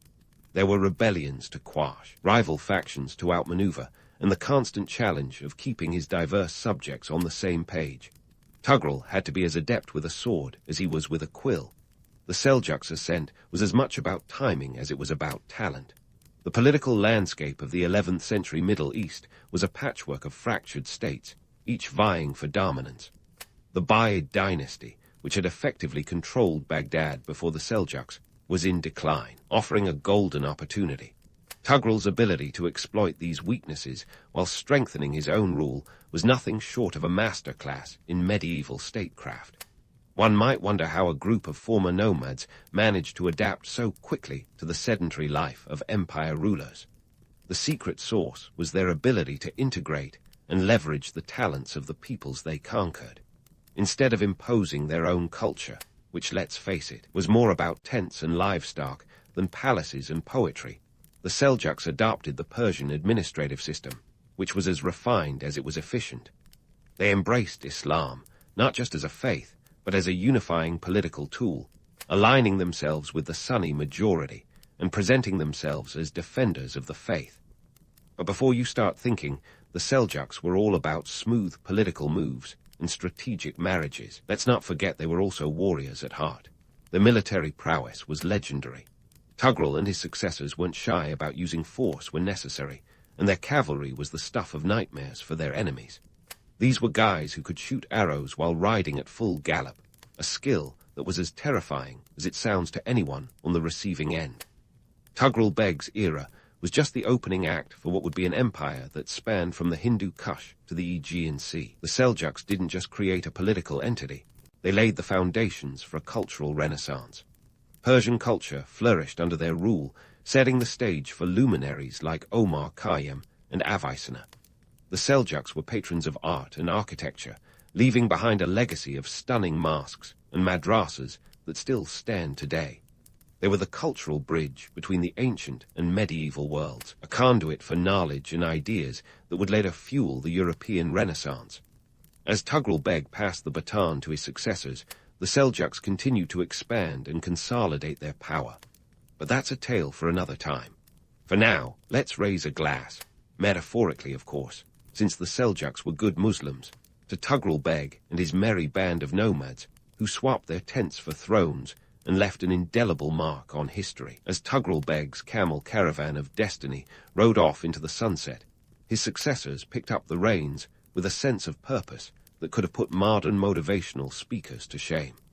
The Seljuk expansion wasn't just about grabbing land like a medieval monopoly game. It was about becoming the unlikely guardians of the Islamic Golden Age.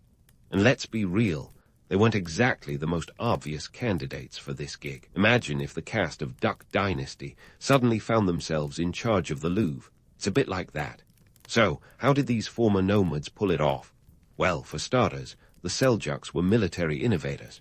Their strategies could be summed up as crouching tiger, hidden sultan, stealthy, precise, and always ready to pounce. Forget the clumsy, brute-force tactics of some of their contemporaries. The Seljuks preferred finesse, using hit-and-run cavalry tactics that were as elegant as they were effective. Think guerrilla warfare, but on horseback, with the added bonus of archery skills that would make Legolas look like a novice. These tactics were particularly useful as the Seljuks ventured into Persia and beyond, regions rich in both culture and resources. They managed to subdue and integrate local powers without destroying the cultural fabric that made these places unique. It's like they read the manual on how to win friends and influence people, and decided to implement it across an entire empire. By the time the Seljuks were done, their domains stretched from the Hindu Kush to the eastern outskirts of Byzantium, a feat that would have even impressed Alexander the Great. While the Seljuks were busy expanding their real estate portfolio, they were also inadvertently becoming the custodians of culture. You see, the Islamic Golden Age, with its dazzling array of mathematicians, scientists, and poets, needed a stable environment to thrive. The Seljuks provided just that, albeit unwittingly. By maintaining and even enhancing the administrative systems of their conquered territories, they created a fertile ground for intellectual pursuits. It was a bit like giving a bunch of geniuses a grant and a quiet library to work in, and then stepping back to let the magic happen. The Seljuks were no slouches in appreciating the finer things in life either. They were patrons of mathematics and science, fields where the Islamic world was light years ahead of Europe at the time. While medieval Europeans were still figuring out how to keep their castles from falling down, scholars in Seljuk lands were busy calculating the circumference of the earth and penning treatises on algebra that would make your high school math teacher weep with joy. Let's not overlook the poetry, either. Persian poets like Omar Khayyam, who would later become a household name thanks to his quatrains, found a supportive environment under Seljuk patronage. The Seljuks, with their love for the Persian language and literature, helped preserve and promote works that might have otherwise been lost to the sands of time. Imagine if the Seljuks had been more into livestock management than literature. Khayyam might have ended up writing odes to sheep instead of the stars. But it wasn't all poetic musings and scientific breakthroughs. The Seljuks also had to deal with the harsh realities of empire building. Managing an empire that spanned thousands of miles wasn't exactly a walk in the park. It was more like herding cats, but with more swords and fewer fluffballs. The socio-political landscape was as volatile as a teenager's mood swings. The Seljuks had to constantly negotiate with local leaders, quell uprisings, and outmaneuver rivals both inside and outside their borders. The economy was another critical factor. The Seljuks understood the importance of trade and commerce, and they worked to ensure that their roads were safe for merchants. They knew that a thriving economy was the backbone of a strong empire. They promoted trade networks that connected the East and the West, effectively acting as the middlemen of the medieval world. In doing so, they helped facilitate the exchange of not just goods, but also ideas, an exchange that fueled the cultural and scientific advancements of the era. Despite their successes, the Seljuks were not immune to the pitfalls of power. Internal strife was a constant threat. You know how it is. Give someone a title and a bit of land, and suddenly they think they're the next big thing. The Seljuks had to contend with regional governors who fancied themselves as independent rulers, not to mention the occasional rebellious general who had aspirations beyond his pay grade. And then there were the Crusades. Ah, the Crusades, a series of conflicts that make even the most acrimonious family Thanksgiving dinner look like a peaceful tea party. The Seljuks found themselves at the center of this medieval clash of civilizations. As custodians of Jerusalem, they were the first line of defense against the European knights who came charging in with crosses on their shields and conquest on their minds. The Seljuks' role in the Crusades is often overshadowed by the romanticized tales of knights and kings, but make no mistake, they were key players in this epic saga. Their military acumen and strategic diplomacy were crucial in pushing back the initial waves of crusaders. However, the Crusades also exposed cracks in the Seljuk political structure, as different factions within the empire struggled for power and influence, a theme as old as empire building itself. The Seljuk story is a testament to the complexity of history. They were conquerors who became cultural patrons, warriors who appreciated the arts, and rulers who had to navigate the ever-shifting sands of politics and power. Their legacy is one of contrasts, an empire that was both a unifying force in the Islamic world and a patchwork quilt of diverse cultures and peoples. As the Seljuks continued their journey, they set the stage for future empires that would rise and fall across the region. They left behind a legacy that will be felt for centuries, influencing everything from art and architecture to science and philosophy. But let's not get ahead of ourselves. There's plenty more to explore in the Seljuk saga, from their interactions with the Byzantine Empire to their ultimate decline. So stay tuned, because the story of the Seljuks is far from over. And so, the Seljuk Empire continued its epic ride across the historical landscape, galloping full tilt towards the bustling bazaars and lively trade routes that would make them an economic powerhouse of their time. Picture this: The Seljuks weren't just hoarding land and collecting titles like medieval Parkeman cards. Nope, they were all about that charging, turning their vast empire into a veritable cash cow. Think Wall Street meets a camel caravan, only with fewer stockbrokers and more sand. Now, let's talk trade. The Seljuks were perfectly positioned to capitalize on the ancient trade networks that crisscrossed their domain. We're talking about the legendary Silk Road, that romanticized superhighway of commerce that connected the East and West, bringing silk, spices, and other exotic goodies to eager buyers. But before you start envisioning silk-clad merchants sipping tea in opulent caravans, let's set the record straight. The reality was a bit grittier. Imagine long, dusty roads, camel caravans swaying like drunken sailors, and traders battling sandstorms instead of sipping chai lattes. Sure, the Silk Road had its moments of glamour, but it was more about grit than glitz. For every silk robe or bag of saffron, there were endless miles of rugged terrain, and the constant threat of bandits who'd love nothing more than to relieve a merchant of his precious cargo. Despite the challenges, the Seljuks kept these trade routes humming like a well-oiled machine, or as close to it as you could get with camels. By ensuring the safety of these routes, they facilitated the flow of goods, ideas, and cultures, effectively acting as the medieval world's FedEx. Now, onto bazaars, the beating hearts of Seljuk cities where commerce and culture collided in a cacophony of sights, sounds, and smells. Picture the Grand Bazaar in Istanbul today, then dial back the centuries and add a few more camels, and you're starting to get the idea. These marketplaces were more than just places to haggle over the price of a rug. They were hubs of innovation and interaction where traders swapped stories as freely as they swapped goods. As the Seljuks expanded their empire, these markets became melting pots of cultures and a testament to the economic vitality of their realm.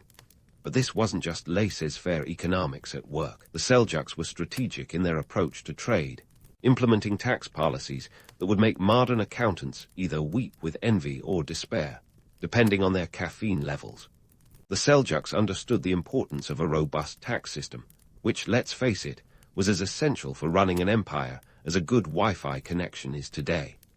Their tax policies were sophisticated, with levies on goods passing through their territory, taxes on land, and even tariffs on certain luxury items. It was a system that kept the empire's coffers full and its officials busy. And here's a fun fact. The Seljuks were masters of the tax farming system, a method that allowed wealthy individuals to bid for the right to collect taxes in specific regions. The highest bidder would then collect taxes on behalf of the state, a bit like outsourcing, but with more swords involved. While this ensured a steady stream of revenue, it also had its downsides, leading to instances of abuse where tax collectors became as feared as the bandits they were supposed to deter. It's a reminder that, in the game of empire building, not all that glitters is gold. The Seljuk economy wasn't just about trade and taxes, though. Agriculture played a crucial role in sustaining their vast empire. The fertile lands of the Middle East, particularly in regions like the Tigris-Euphrates basin, were the breadbaskets of the empire. The Seljuks invested in the infrastructure necessary to support agriculture, including the construction of canals and irrigation systems that would make even the most seasoned civil engineers nod in approval. By promoting agricultural productivity, the Seljuks ensured that their cities thrived, with bustling populations and vibrant cultural life. But let's not forget the human element in this economic tapestry. The Seljuks, like any rulers worth their salt, knew that a happy populace was a productive one. They encouraged trade guilds and artisan workshops, fostering a sense of community and cooperation among craftsmen and merchants. In doing so, they contributed to a flourishing urban life where innovation wasn't just encouraged, it was expected. It's the kind of environment where a fledgling scientist might stumble upon the principles of algebra, or a poet might pen verses that would echo through the ages. Of course, no empire is without its challenges, and the Seljuks were no exception. Managing such a sprawling economic network was akin to juggling flaming torches while riding a unicycle. There were always threats to stability, from internal strife to external pressure. The Byzantine Empire to the west and the Fatimid Caliphate to the south were never far from the Seljuks' minds, each waiting for a chance to exploit any sign of weakness. But the Seljuks, with their mix of military prowess and economic savvy, managed to keep these threats at bay, at least for a time. As the Seljuks navigated the complexities of empire management, they left an indelible mark on the economic landscape of the medieval world. Their legacy is a testament to the power of trade as a force for cultural exchange and economic growth. They were the bridge between East and West, a conduit through which goods and ideas flowed, enriching the world in ways that are still felt today. But even as they basked in the glow of their achievements, the sands of time were shifting beneath their feet, setting the stage for new challenges and opportunities. Stay tuned, because the saga of the Seljuks is far from over. Now, as the Seljuk Empire strutted its stuff across the medieval stage, the real drama wasn't just happening on the battlefield or in the bustling bazaars. Oh no, the juiciest action was unfolding behind palace walls, far from the prying eyes of history's paparazzi. Picture this, a court so tangled in intrigue and betrayal that even the producers of Game of Thrones would be taking notes. Family feuds took on Shakespearean proportions, with brothers eyeing each other like chess pieces on a board where the stakes were the very future of the empire. The Seljuk court was a swirling vortex of power plays and political chess, where the ultimate prize was the title of sultan. Forget sibling squabbles over who got the bigger piece of baklava at dinner. This was about who got to sit on the throne, wielding power over a sprawling empire. The stakes were quite literally life and death. And if you think your family gatherings are tense, imagine if your cousin's idea of winning was to exile you to the farthest reaches of the empire, or, worse, make sure you never woke up from your afternoon nap. Take the case of Sultan Alp Arslan, the Seljuk ruler from 1063 to 1072. This guy was like the medieval equivalent of a rock star, famed for his military prowess and his knack for keeping the empire stitched together. But when he died unexpectedly in 1072, a hunting accident, proving that even sultans should probably stick to board games, his death set off a chain reaction of power struggles that made the plot of succession look like child's play. Alp Arslan's son, Malik Shah, took the throne, but the transition was anything but smooth. With Malik Shah's ascension, the backstabbing began in earnest. One of the most infamous characters in this saga was Nizam al-Mulk, the brilliant vizier who served as the power behind the throne. Think of him as the empire's chief operating officer, but with more robes and fewer spreadsheets. Nizam al-Mulk was a statesman of unparalleled skill, credited with establishing much of the Seljuk administrative framework. His Siyasatnama, a treatise on governance, would become a political Bible for centuries. But even his sharp mind couldn't navigate the treacherous waters of Seljuk politics unscathed. As Malik Shah tried to solidify his rule, he had to contend with rebellious family members and ambitious generals. The empire was like a giant game of whack-a-mole, with each whack sending a new rival popping up. And let's not forget the external pressures from the Byzantine Empire and the encroaching Crusaders, who were itching to carve out their own piece of the Middle Eastern pie. With so many spinning plates, it's a wonder Malik Shah managed to keep things together as long as he did. Now, here's where the plot thickens. The assassins. No, not Ezio Auditor and his merry band of hooded killers, but the real-life Hashashin, a secretive sect that took political assassination to an art form. Their leader, Hassanai Saba, had a bone to pick with the Seljuk leadership, and his followers were more than happy to oblige.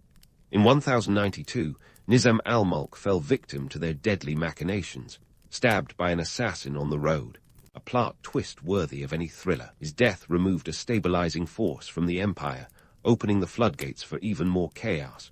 The death of Malik Shah later that same year threw the empire into further disarray. With no clear successor, the Seljuk Empire began to fracture as different claimants jostled for power, each backed by their own faction of supporters. It was like trying to assemble IKEA furniture without the instructions, just a lot of frustrated shouting and pieces that didn't quite fit together. The once unified empire splintered into competing sultanates, each ruled by family members who acted more like warlords than statesmen. As these power struggles raged on, the empire's foundations began to show cracks. The unity that had once been the Seljuks' greatest strength now became their Achilles' heel. Regional governors, previously kept in check by the central authority, saw an opportunity to assert their independence. The result was a patchwork of principalities, each vying for dominance and autonomy. It was a bit like a medieval version of Survivor, only with fewer tiki torches and more sieges. The economic stability the Seljuks had worked so hard to maintain began to falter as well. The endless infighting drained resources and diverted attention from governance and trade.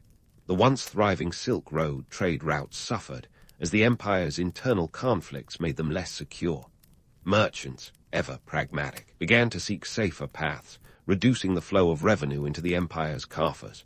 The Seljuks, who had once been the linchpins of east-west trade, found themselves increasingly sidelined. In the end, the Seljuk Empire's internal discord proved as formidable an adversary as any external threat. But this isn't the end of their story, far from it. The Seljuks' legacy would continue to echo through the centuries, influencing the political and cultural landscapes of the Middle East and beyond. And as they navigated the turbulent waters of their own making, the lessons of their rise and fall would serve as a cautionary tale for empires yet to come. As the curtain fell on one chapter of Seljuk history, the stage was set for new players to step into the spotlight. The Crusades loomed large on the horizon, promising both danger and opportunity. And while the Seljuks may have stumbled, their story was far from over. So, stay tuned, because the saga of the Seljuks is one of resilience and reinvention, a testament to the enduring human desire for power, prestige, and the chance to leave a mark on history. As the Seljuk Empire's ambitious tale reached its tumultuous climax, it was clear their decline wasn't just a matter of lost battles or missed opportunities. No, it was more like a soap opera, where the scriptwriters had clearly run out of plot twists and just decided to throw everything into chaos. The empire that once stretched its mighty shadow across the Middle East was now starting to unravel faster than a cheap sweater in a washing machine. And it wasn't just about the usual suspects of war and economic woes. It was the internal discord that truly did them in. The Seljuks, once masters of the intricate dance of diplomacy and warfare, were now tripping over their own feet. With Malik Shah's death, the empire was like a headless chicken, running around in disarray. The competing sultanates and power-hungry factions within their previously united realm were pulling it apart at the seams. Picture a medieval version of the Hunger Games, but with more backstabbing and fewer bread rolls. And just to spice things up, the Crusades were beginning to spill into their territories, adding external pressure to an already volatile situation. But let's hit pause on the chaos for a moment and talk about the Seljuks' legacy. Because, like any good drama, there's more to the story than just the blood and betrayal. The Seljuks left behind a cultural and political legacy that would echo through history long after the dust had settled. They were the bridge between the Islamic Golden Age and the future empires that would rise from their ashes. Their adoption and promotion of Persian culture, for instance, helped preserve a rich tapestry of art, literature, and science. The Seljuk patronage of scholars and artists laid the groundwork for a cultural renaissance that would inspire future generations. Their architectural innovations, like the grandiose madrasas and mosques, didn't just define Islamic architecture, they set the standards. These buildings, with their soaring domes and intricate tilework, were the medieval equivalent of a celebrity chef's signature dish, drawing admirers from far and wide. And let's not forget the Persian poet Omar Khayyam, whose verses are still quoted today by romantics and philosophers alike, though he probably never imagined they'd end up on greeting cards. Politically, the Seljuks' model of governance, the Sultanate system, would influence future empires, including the mighty Ottomans. The Seljuks had perfected the art of ruling over a diverse population, a skill that the Ottomans would later hone to perfection. Their administrative innovations, like the division of power among regional leaders, albeit with varying degrees of success, foreshadowed the decentralized systems that would become commonplace in later Islamic states. And speaking of the Ottomans, the Seljuks effectively set the stage for their rise. By the late 13th century, the Seljuk territories were a patchwork of principalities, ripe for the picking. Enter the Ottomans, who, with a mix of military acumen and strategic brilliance, would unify these lands under their banner. It's a reminder that in the grand narrative of history, one empire's decline often lays the groundwork for another's ascent, a bit like a relay race, where the baton is power and influence. Now, let's indulge in a bit of speculative fun. What would the Seljuks think of their portrayal in modern pop culture? Would they be flattered by their depiction as fierce warriors and shrewd statesmen, or would they cringe at some of the more romanticized version of events? In today's world, where historical figures are often reduced to caricatures, the Seljuks might find themselves perplexed by their representation in video games and TV shows.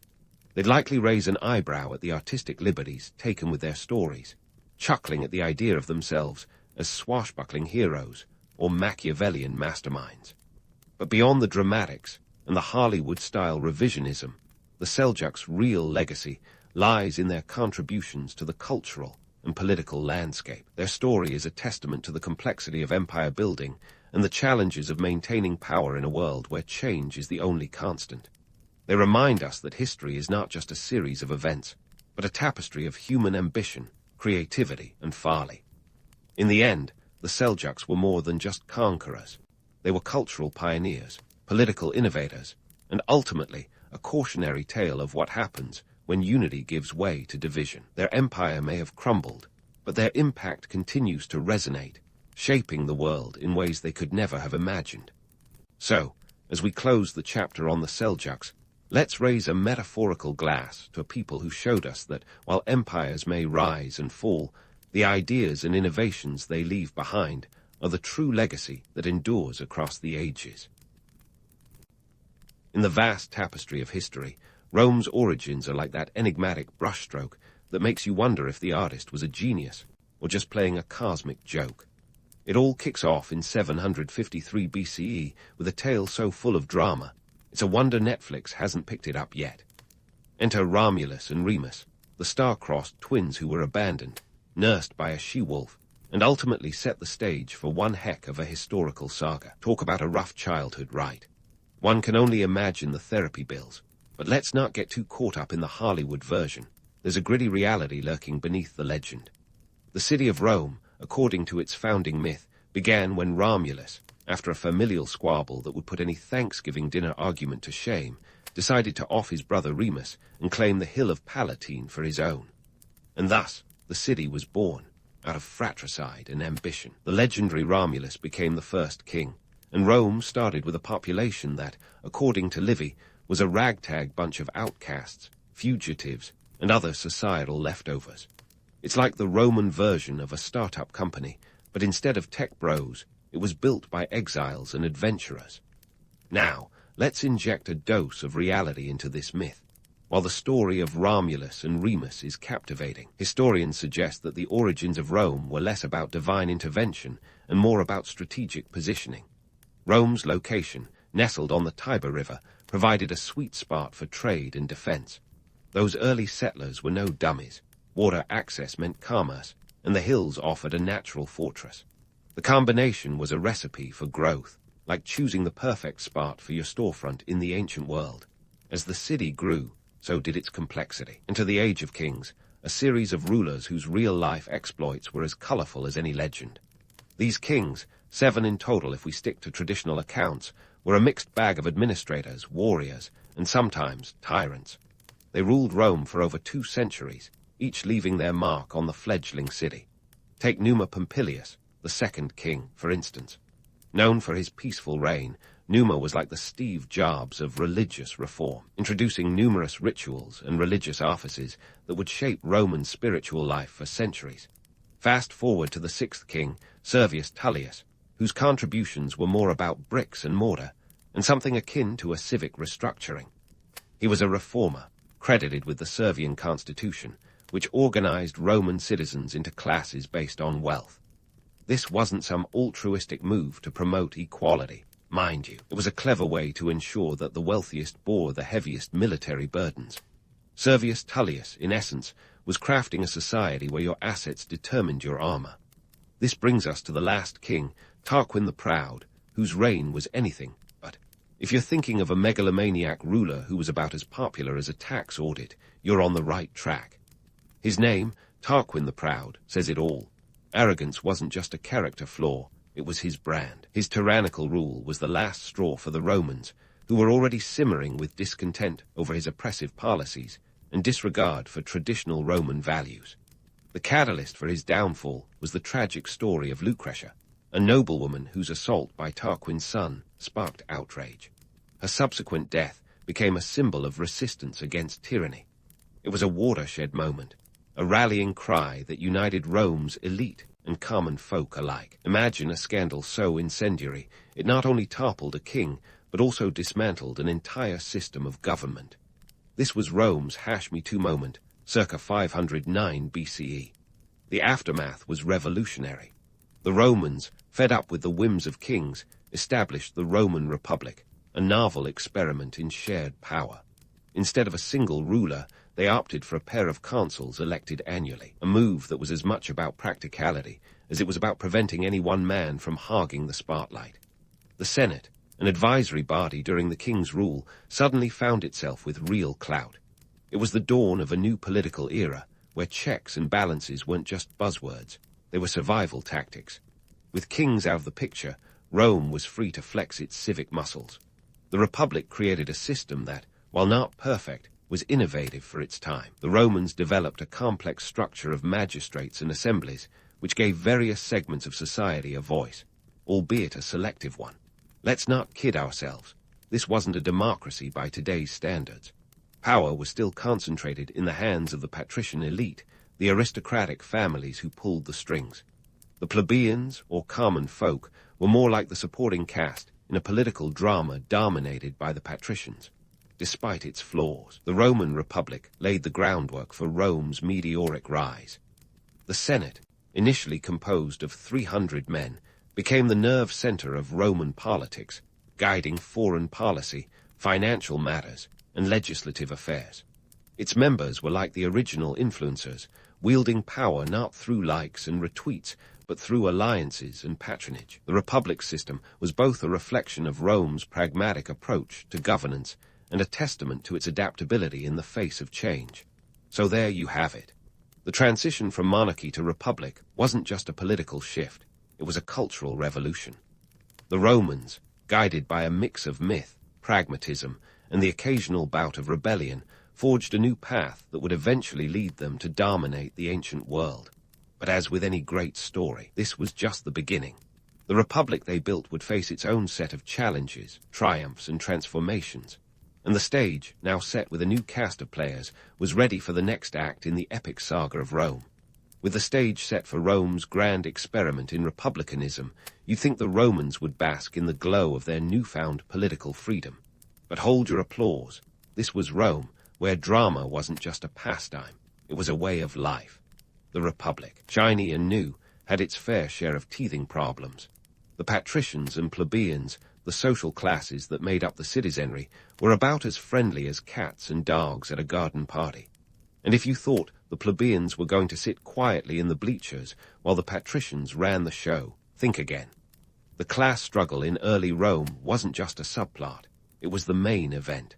The patricians were the blue bloods, the aristocratic families who traced their lineage back to the very founders of the city, or so they claimed over lavish dinner parties. The plebeians, on the other hand, were the working-class heroes, the backbone of Rome's economy, but with about as much political power as a paperweight. This imbalance was as stable as a house of cards in a wind tunnel, and the plebeians were ready to shake things up. Enter the 12 tables, circa 450 BCE. Think of them as Rome's first attempt at a written constitution, a legal cheat sheet designed to level the playing field, sort of. You see, before the 12 tables, the patricians had a monopoly on legal knowledge, keeping laws as secretive as the recipe for Coca-Cola. The plebeians were tired of playing a game where the rules changed on a whim, so they demanded transparency. The result: 12 bronze tablets inscribed with laws for all to see, displayed prominently in the Roman Forum. It was a breakthrough in legal reform, like introducing open-source software to a world of proprietary codes. But let's not get too misty-eyed. The 12 tables weren't exactly a Magna Carta for the masses. Sure, they provided a modicum of fairness and clarity, but they also codified some rather draconian measures. Debtors could still be sold into slavery, and class distinctions were enshrined in law. It was a step forward, albeit a cautious one. The 12 tables were more about maintaining order than promoting equality, a band-aid on the festering wound of class strife. Meanwhile, Rome's political structure was undergoing its own makeover. The establishment of consuls was a masterstroke in political innovation, or a masterclass in power sharing, depending on how you look at it. These were the new kids on the block, two annually elected officials who were tasked with leading the Republic, of them as co-CEOs of ancient Rome, with a term limit that ensured no one got too comfortable on their throne. The consuls wielded immense power, commanding armies and guiding policy, but their dual nature meant they could check each other's ambitions. It was a system designed to prevent another Tarquin-style debacle. But while the Romans were busy ironing out the kinks in their domestic arrangements, their neighbors were not so quietly watching from the sidelines. The Etruscans, to the north, were like that enigmatic older sibling with a wardrobe full of cultural influence. The Etruscans had been a dominant force in the region, and their art, architecture, and religious practices seeped into Roman life like coffee into a white shirt. The Romans, ever the pragmatists, adopted and adapted what they found useful.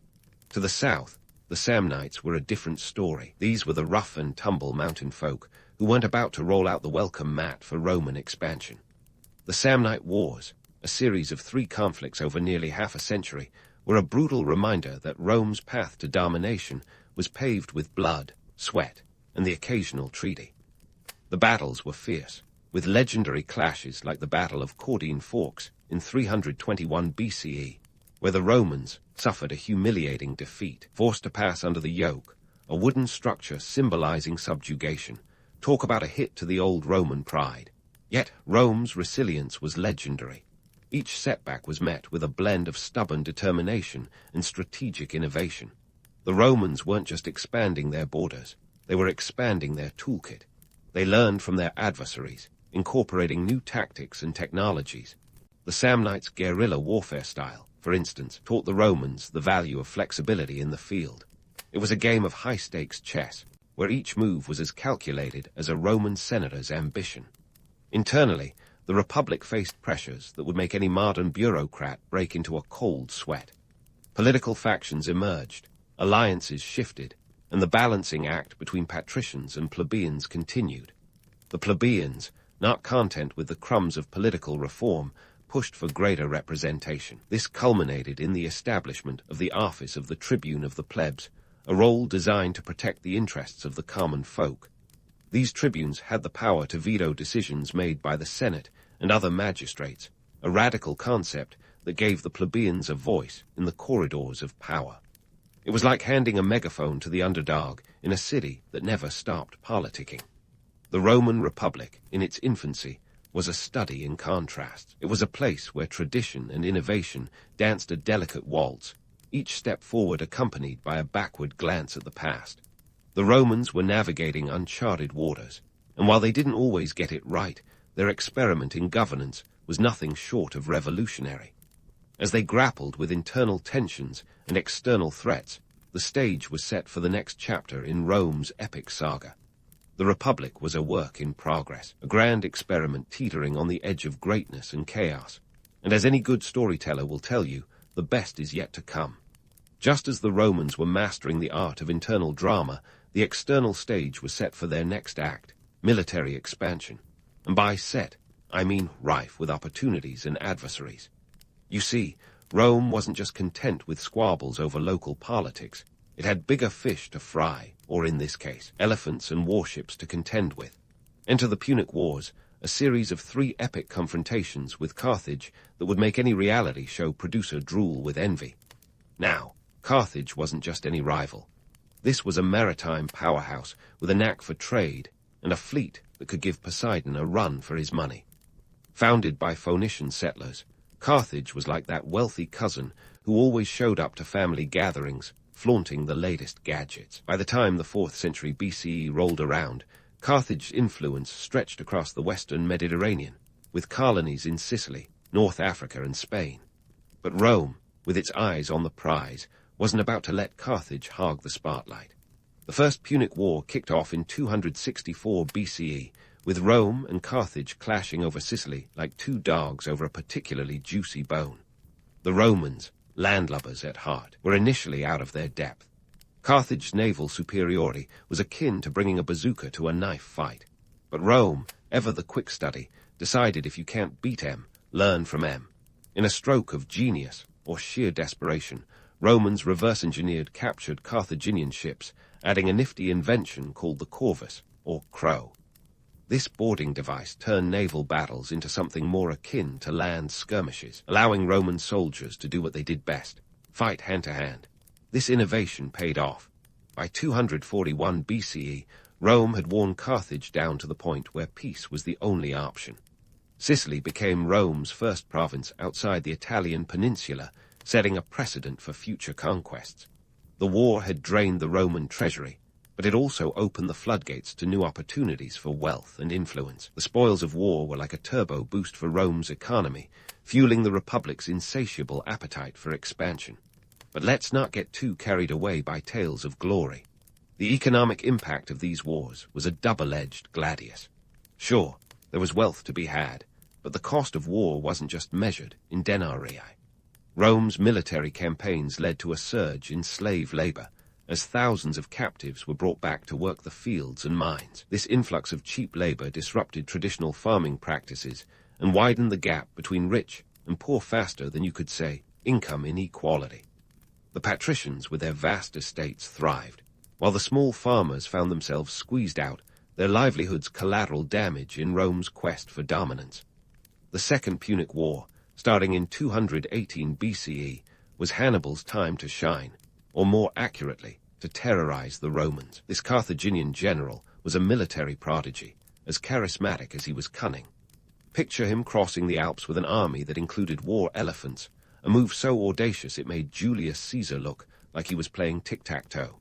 For over a decade, Hannibal rampaged through Italy, winning battle after battle and giving Romans nightmares worse than any toga malfunction. Yet, for all his battlefield brilliance, Hannibal's Achilles' heel was logistics. Rome's strategy evolved into a war of attrition, wearing down Carthaginian resources while avoiding large-scale confrontations. It was like a high-stakes game of chicken, with Rome banking on its resilience and deeper pockets. The tide finally turned at the Battle of Zama in 202 BCE, where Roman general Scipio Africanus dealt Hannibal a crushing defeat. Carthage was left licking its wounds, forced to cede territory and pay a hefty indemnity. Hannibal, meanwhile, became a wanderer, a legend in his own time whose strategic genius would be studied by military tacticians for centuries. With Carthage subdued, Rome's victory came with new challenges. The influx of wealth transformed the urban landscape, as Rome metamorphosed into a cosmopolitan hub, attracting traders, artisans, and adventurers from across the Mediterranean. It was cultural integration on a grand scale, with the city becoming a melting pot, albeit one that occasionally boiled over with tensions. Conquered peoples brought their customs, cuisine, and guards, adding layers to Rome's cultural fabric. It was as if the city had opened a Pandora's box of diversity, one that enriched Roman life even as it complicated social dynamics. Yet, the wealth from these conquests didn't trickle down evenly. The burgeoning equestrian class, those wealthy enough to own a horse, capitalized on new opportunities, while the urban poor grew restless. Rome's economic engine was revving, but its social structure was creaking under the strain. The Senate, dominated by the elite, struggled to address these disparities, setting the stage for future upheavals. The Roman Republic was like a high-performance chariot, racing toward glory, but perilously close to losing a wheel. As Rome's military machine continued to march forward, so did its roster of charismatic leaders. Figures like Scipio Africanus emerged as symbols of Roman valor and strategic brilliance. Scipio's victory at Zama wasn't just a military triumph. It was a PR masterpiece, cementing his legacy as one of Rome's greatest generals. These military leaders became celebrities in their own right, wielding influence that extended beyond the battlefield. Their successes filled the Republic's coffers, but they also sowed the seeds of personal ambition that would later challenge the very foundations of Roman governance. The Third Punic War, the final bout with Carthage, was less about necessity and more about ensuring Rome's dominance. By 149 BCE, Carthage was a shadow of its former self, economically diminished and politically neutered. Yet, for some Romans, the mere existence of Carthage was an affront. Cato the Elder, a staunch advocate for Carthage's destruction, famously ended his speeches with Carthago delenda est, Carthage must be destroyed. His words echoed through the Senate like a mantra, driving home the point that Rome would settle for nothing less than total supremacy. And so, in 146 BCE, Carthage fell. The city was razed, its people sold into slavery, and its land salted to ensure nothing would grow. It was a ruthless display of power, a stark reminder that Rome's peace came at a price. The destruction of Carthage wasn't just the end of a rivalry. It was a turning point that solidified Rome's status as the unchallenged superpower of the Mediterranean. But Rome's victory was bittersweet. The Republic, now basking in the glow of its military successes, faced the daunting task of managing an empire. The integration of conquered peoples and territories brought with it challenges that tested Rome's political and social fabric. The influx of wealth and slaves continued to exacerbate economic disparities, while the Republic's institutions struggled to adapt to the complexities of imperial governance. The Senate, once a beacon of collective wisdom, was increasingly seen as out of touch with the realities of a sprawling empire. As the Republic expanded its reach, it found itself at a crossroads. The very conquests that had propelled Rome to greatness were now sources of tension and division.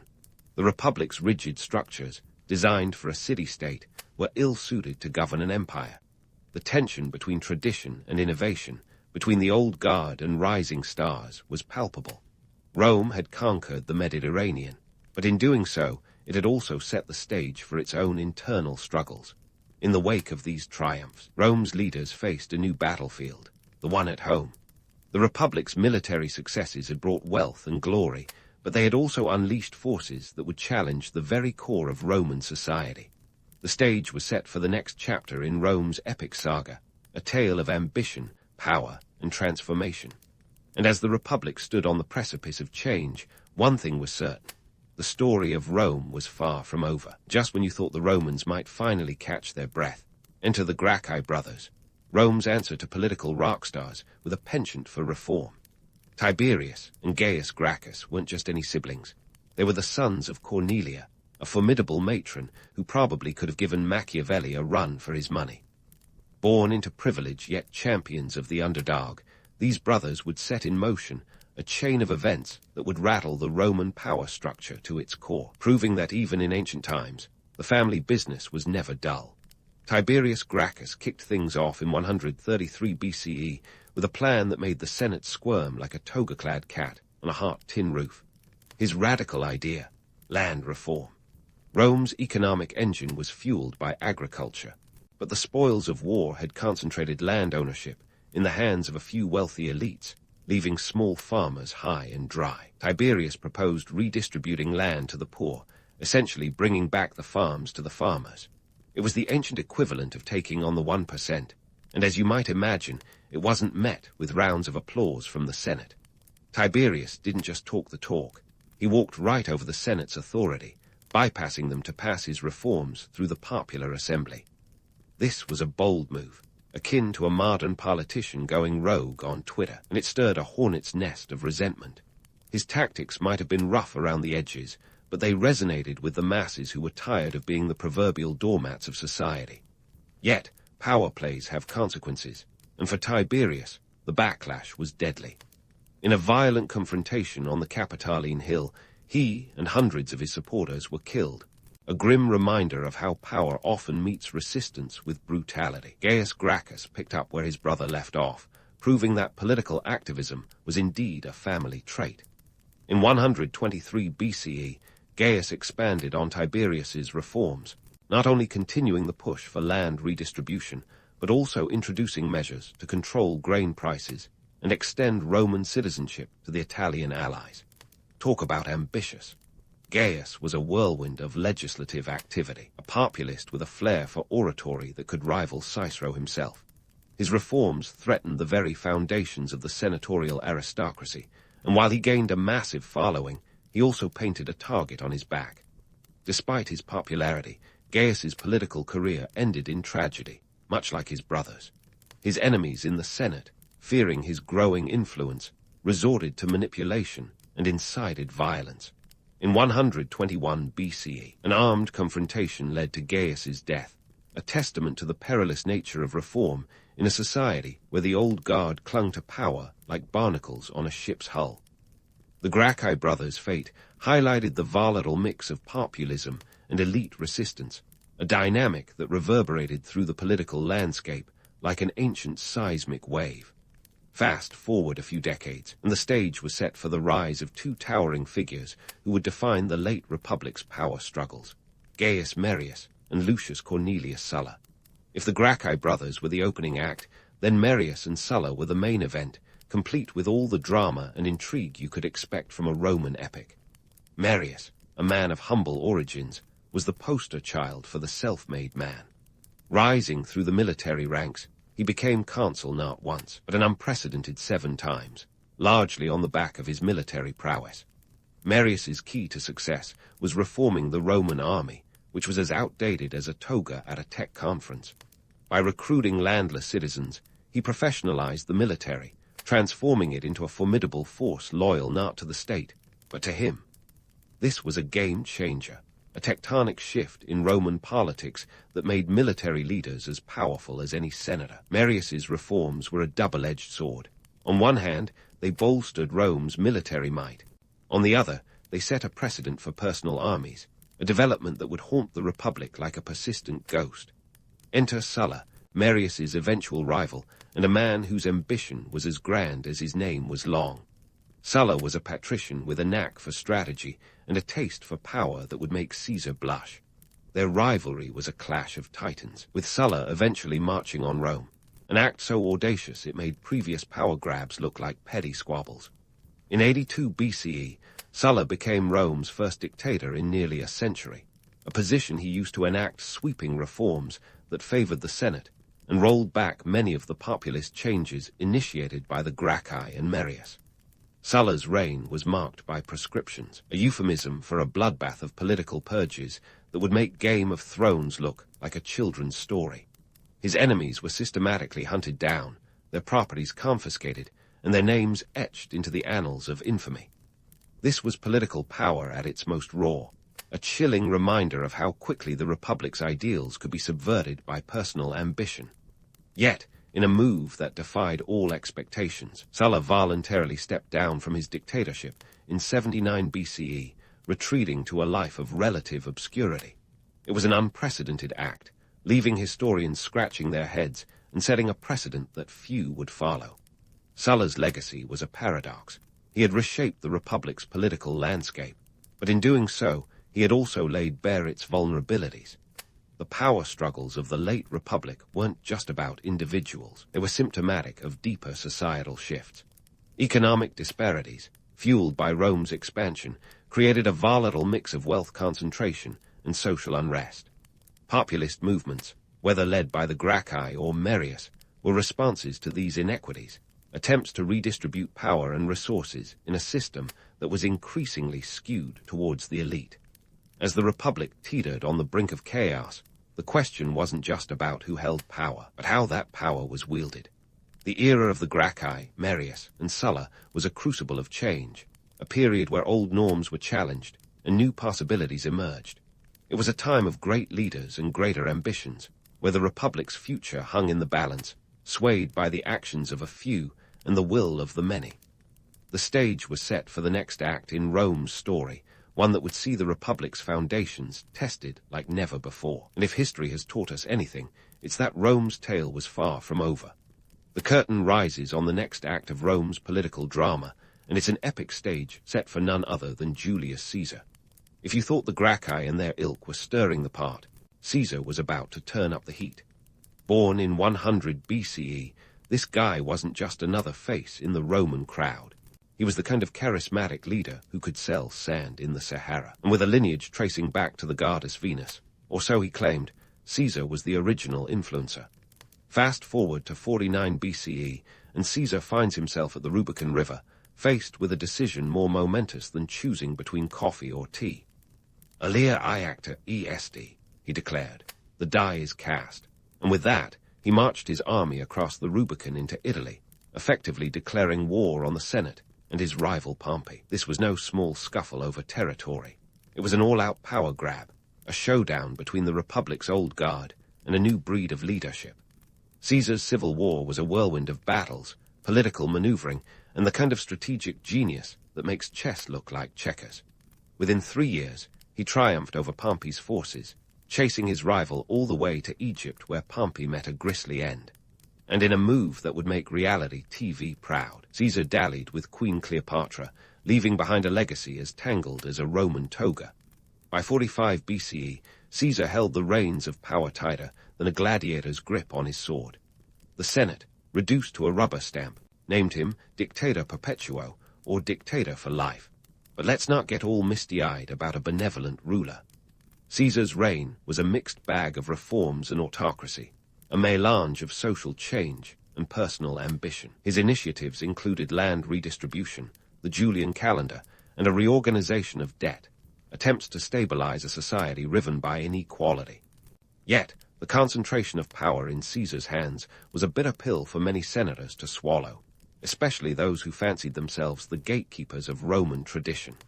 In 44 BCE, on the Ides of March, a date that would live in infamy, Caesar's life and Rome's political landscape took a dramatic turn. A group of senators, fearing the erosion of the Republic and their own diminished roles, decided that the only way to preserve their power was to eliminate the man who threatened it.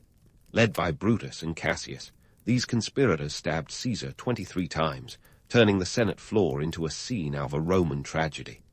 As Shakespeare would later dramatize, Et tu, Brute, became the ultimate expression of betrayal and the fragility of power. Caesar's assassination sent Rome spiraling into chaos.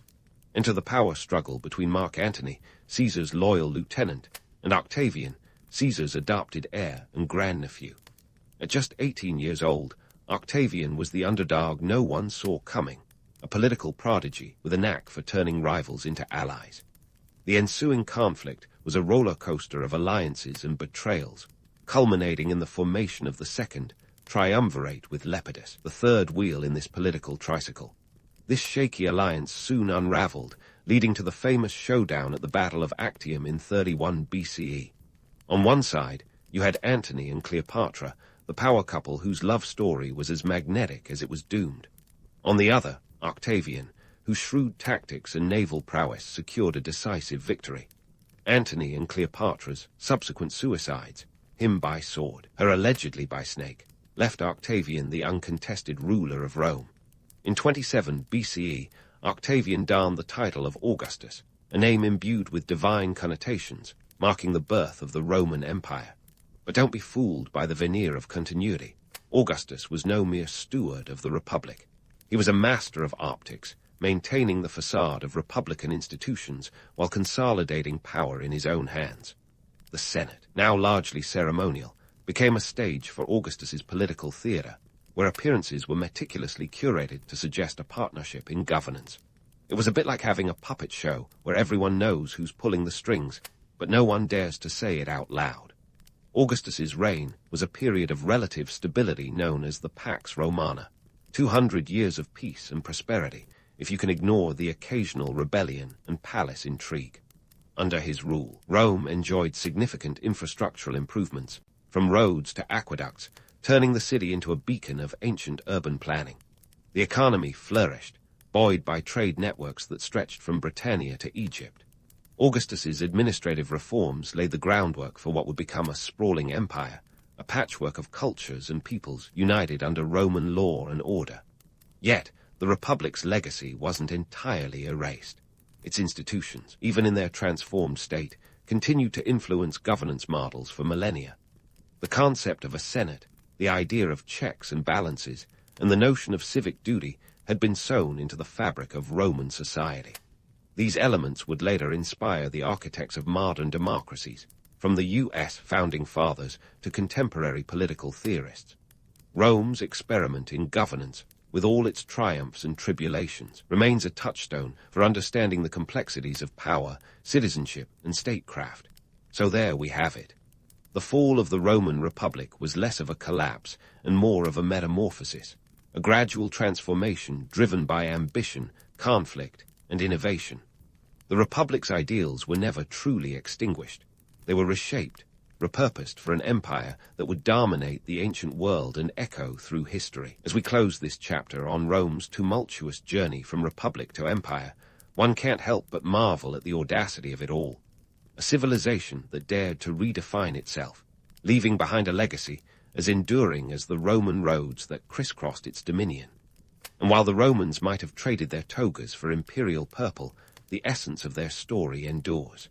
It's a narrative of power and possibility, of human ambition and resilience. In the grand tapestry of history, the Roman Republic is a thread that continues to weave its influence through the ages, a testament to the enduring quest for order in a world forever teetering on the edge of chaos. As the curtains fall on this epic saga, one truth remains clear. The story of Rome isn't just about what was, it's about what still is. Even before Louis Roman XIV dazzled with his Versailles glitz and glamour, his life was more Game of Thrones than fairy tale. We're talking a childhood backdrop so chaotic it makes your high school drama club look like a well-oiled machine. Born in 1638, Louis' infant cries echoed through a France teetering on the brink of chaos. He was a king in waiting from age 4, but don't let that fool you into thinking he was tossing royal decrees around the nursery. His early years were spent in the shadow of the Fronde, the kind of uprising that makes any modern-day protest look like a polite disagreement over brunch. Now, let's unpack this Fronde business, shall we?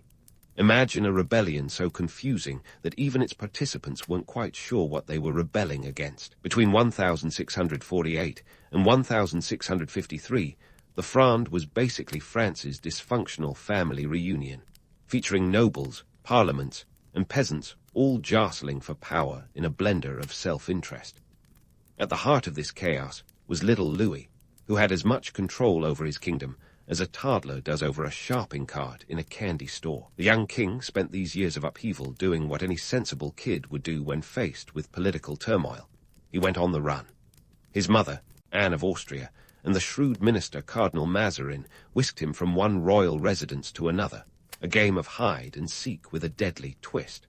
While Louis was dodging revolts, he wasn't exactly living in destitution. Royal accommodations were still a far cry from a shabby motel. But the instability left a mark, crafting a future monarch with a penchant for control tighter than a drum. Fast forward to 1654, and you've got a 16-year-old Louis finally crowned king in a ceremony fit for pretty much the only time 16-year-olds are ever crowned anything. The coronation was a spectacle of opulence, with a price tag that could make even the Kardashians blush. But don't let the pageantry fool you. Behind the golden robes and glittering crown, Louis was more a marionette than a master puppeteer. The real strings were pulled by Cardinal Mazarin, who was the de facto ruler while Louis was still figuring out which fork to use at dinner. Despite the glamour, young Louis faced a France that was anything but stable. The Fronde had left a kingdom as fractured as a jigsaw puzzle with missing pieces. The treasury was emptier than a teenager's bank account post-video game binge, and trust in the monarchy was at a historic low. Louis' coronation was less a triumphant ascent and more a trial by fire, testing whether he could unite a kingdom that seemed hell-bent on tearing itself apart. Now, it's tempting to romanticize this era as the dawn of a golden boy destined to shine, but let's keep it real. Louis was stepping into a role fraught with peril and potential pitfalls. The weight of the crown wasn't just metaphorical. It came with the very real burden of mending a divided nation and reigning in rebellious nobles who weren't exactly thrilled about bowing to a teenager. The Sun King's early reign was a crash course in survival, negotiation, and the occasional necessity of a well-timed retreat. The lessons Louis learned during these formative years would shape his future rule, as he transformed from a pawn in the chess game of French politics to the ultimate player, determined to hold all the pieces in his own hands. As we dive deeper into his reign in future parts, remember, behind every glorious image of a monarch lies a gritty tale of power struggles, resilience, and a hefty dose of reality. While Louis Roman XIV was busy transforming from a promising pawn into the ultimate chess master, he had one mission in mind: to centralize power like never before. Enter the saga of Eladat, c'est moi, the ultimate flex of an absolute monarch. Forget the idea of a king as a figurehead. Louis was about to redefine what it meant to hold the reins. In 1661, following the death of Cardinal Mazarin, Louis made his power move. He declared he would rule without a chief minister, a bold claim for a guy who just got the keys to the kingdom. So how did he pull off this grand strategy without a hitch? Spoiler, it wasn't magic. It was meticulous planning, charm, and a dash of ruthlessness. Louis understood that to wield absolute power, he had to first tame the French nobility, a group more unruly than a reality show reunion. These nobles, who once had the audacity to rebel during the Fronde, needed to be kept closer than a mother keeps an eye on her toddler in a candy aisle. Louis' solution: Versailles, a palace so opulent it could make the most extravagant influencer blush. The construction of Versailles wasn't just a vanity project. It was a masterstroke of political strategy, a luxury prison with gilded bars. By 1682, the palace had become the official residence of the king, but its significance went far beyond its walls. Building Versailles was no small feat. Imagine a construction bill that makes $1 billion skyscraper look like pocket change. Adjusted for inflation, the cost was around $2 billion modern dollars. But Louis wasn't just buying a palace. He was investing in a political weapon. The palace's grandeur was designed to impress, and it worked. Nobles were lured to Versailles like moths to a flame, dazzled by its beauty and the chance to curry favor with the king. Once there, they were too busy attending lavish parties and extravagant ceremonies to plot rebellions. Louis turned erstwhile rebels into courtiers, their swords swapped for courtly attire, and their ambitions dulled by luxury. But let's not pretend Versailles was just an architectural wonder. It was a stage for Louis' power play, a carefully orchestrated spectacle where he was both director and star. The Sun King understood the importance of appearances. He knew that perception was reality, and he was masterful at crafting an image that screamed divine right louder than a rock concert. His days were filled with elaborate ceremonies where he was the sun around which everyone else orbited. The nobility, now dependent on his favor for prestige and position, danced to his tune. Louis didn't just stop with the nobles. He extended his control to the very fabric of French governance. The king's council, handpicked by him, was filled with ministers who served at his pleasure. These weren't just yes-men. They were competent administrators who understood that their careers were tied to the whims of a king who believed himself to be God's appointed ruler on earth. Louis' hands-on approach ensured that the bureaucracy ran smoothly and his policies were implemented without dissent. He was the executive, the legislature, and the judiciary all rolled into one, an embodiment of absolute monarchy that Europe had rarely seen. Yet, the myth of Louis as the benevolent Sun King is just that, a myth. The reality was more complex, and not without its darker shades. His reign was marked by wars and taxes, both of which drained the national treasury faster than you can say lavish lifestyle. The War of Devolution, the Franco-Dutch War, and the 9 Years' War were just a few of the conflicts that kept Louis busy, each with its own set of justifications and consequences. These wars were expensive, and the burden often fell on the peasants, whose lives were far removed from the opulence of Versailles. Despite the glamour and the glory, Louis' reign had its share of critics. The palace at Versailles might have been a symbol of power, but it was also a symbol of excess. While the king feasted, many of his subjects starved, their plight a stark contrast to the decadence of the court. The Sun King's legacy is a tangled web of power, politics, and the human cost of ambition. As we peel back the layers of Louis' reign, it's essential to remember that history is rarely black and white. The Sun King was both a visionary leader and a flawed human, his story a testament to the complexities of power. In the upcoming parts, we'll continue to explore how his decisions echoed through the corridors of history, influencing not just his contemporaries but generations to come. And speaking of complexities, let's venture beyond the polished halls of Versailles to peek at the daily life in the court of the Sun King. Imagine an existence so wrapped in ritual that even the most mundane tasks became theatrical sagas. Here, the absurdity of court etiquette reached new heights, turning breakfast into a spectator sport and dressing into a strategic game. For starters, Louis Roman XIV had a morning routine that would make even the most dedicated influencer blush. This wasn't just waking up. It was a grand event known as the asterisk lever asterisk. Picture this. Every morning, a selected group of nobles, carefully ranked by their importance and favor, crowded into the royal bedroom to watch the king rise from bed. His waking up was a multi-act play, where each act involved more nobles, more ceremony, and more pomp than the last. If you thought getting out of bed was hard, try doing it with 100 people watching and judging your every move. Now, Louis wasn't just a king, he was a fashion icon. He was the original influencer, setting trends that rippled across Europe like a stone in a pond. The man had a shoe collection that would make Carrie Bradshaw weep, over 240 pairs, each more extravagant than the last. Shoes weren't just footwear, they were power statements. Louis' obsession with high heels, yes, high heels, because gender norms were more flexible than a gymnast back then, was about more than just looking fabulous. Heels made him appear taller, literally elevating him above his court. This wasn't fashion for fashion's sake. It was political theater with a sole purpose. Versailles was a constant fashion show, and Louis was its star designer. The extravagance of court attire wasn't just about peacocking. It was statecraft in satin and lace. Dressing to impress was a full-time job, with the king's courtiers spending fortunes on clothes to keep up with the Sun King's ever-changing tastes. And Louis knew the power of fabric. By controlling fashion, he controlled the nobility, ensuring their financial resources were tied up in silks and satins, rather than military might. But behind the brocade and velvet, Louis had his share of quirks. Take, for instance, his peculiar hygiene habits.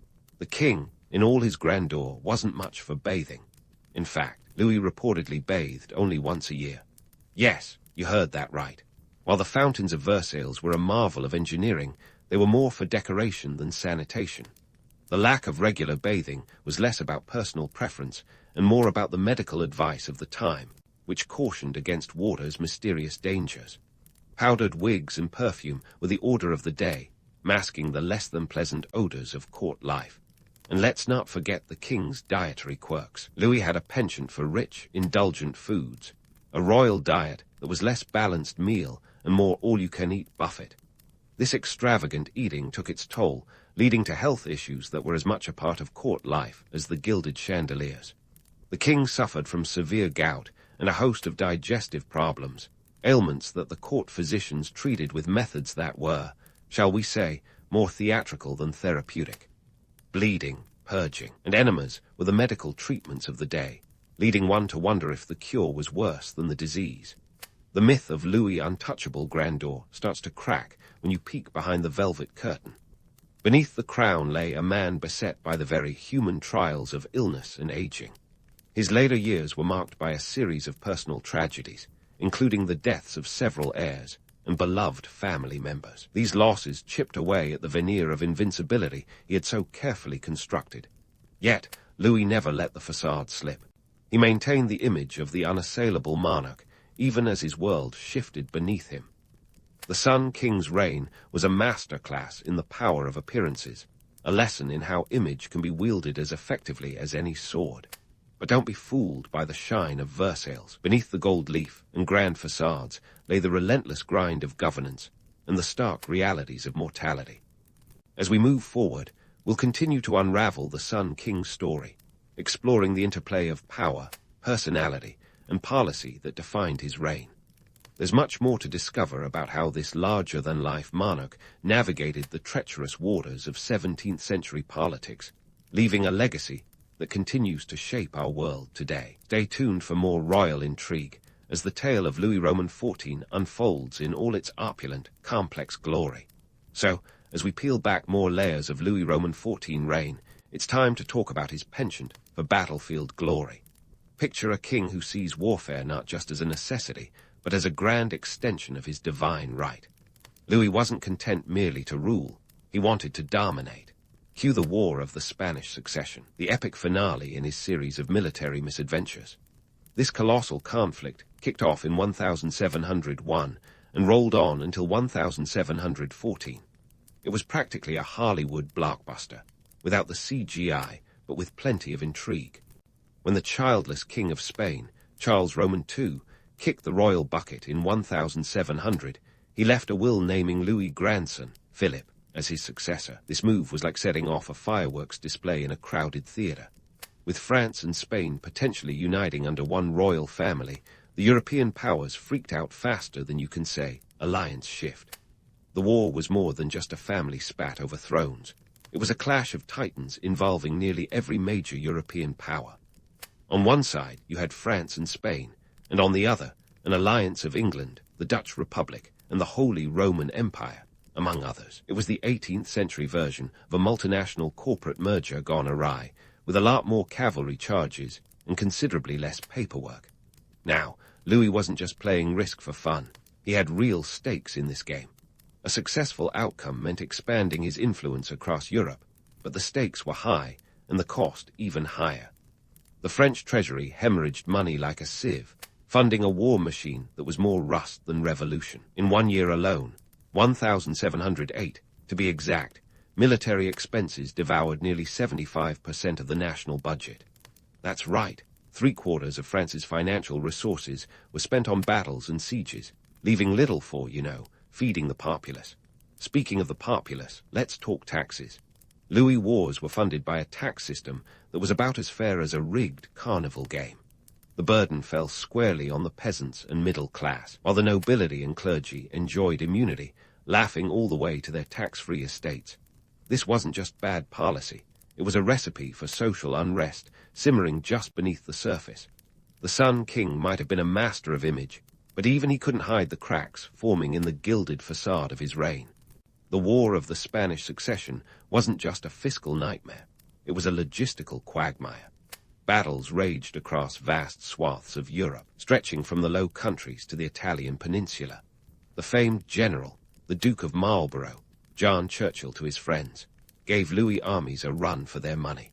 At battles like Blenheim in 1704 and Ramillies in 1706, Marlborough proved that English tea wasn't the only thing with a strong kick. By the time the war limped to a conclusion with the Treaty of Utrecht in 1713, France was exhausted. The treaty terms were no grand victory for Louis. Sure, his grandson kept the Spanish throne, but France had to concede far too much elsewhere. It was a bittersweet resolution, more akin to a participation trophy than a triumphal arch. The French economy, left battered and bruised, limped away with a national debt that skyrocketed to 3 billion livres by 1715, a sum that would make even the most reckless modern banker shudder. Now, let's debunk a persistent myth that Louis Martial ambitions were universally admired. The truth is, for every cheer of Vive le Roi, there were countless groans of Mon Dieu, another war. The French populace bore the brunt of his ambitions, feeling the sting of his policies in their wallets and their bellies. The romantic image of the Sun King as a warrior monarch was just that, romance. The reality was a nation stretched to its limits, with a king more focused on glory than governance. Yet, despite it all, Louis managed to maintain his image as the Sun King, the shining center of his own universe. But like any sun, his reign had its own eclipses.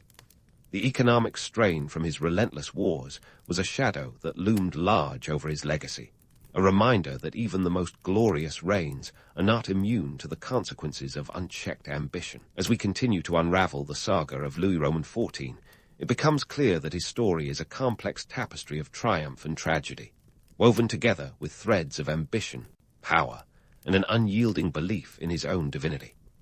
There's more to explore as we delve deeper into the waning years of his reign, where the glitter of Versailles couldn't quite mask the growing discontent and the looming challenges that would eventually reshape France forever. Stay tuned as we journey further into the life and times of one of history's most enigmatic monarchs.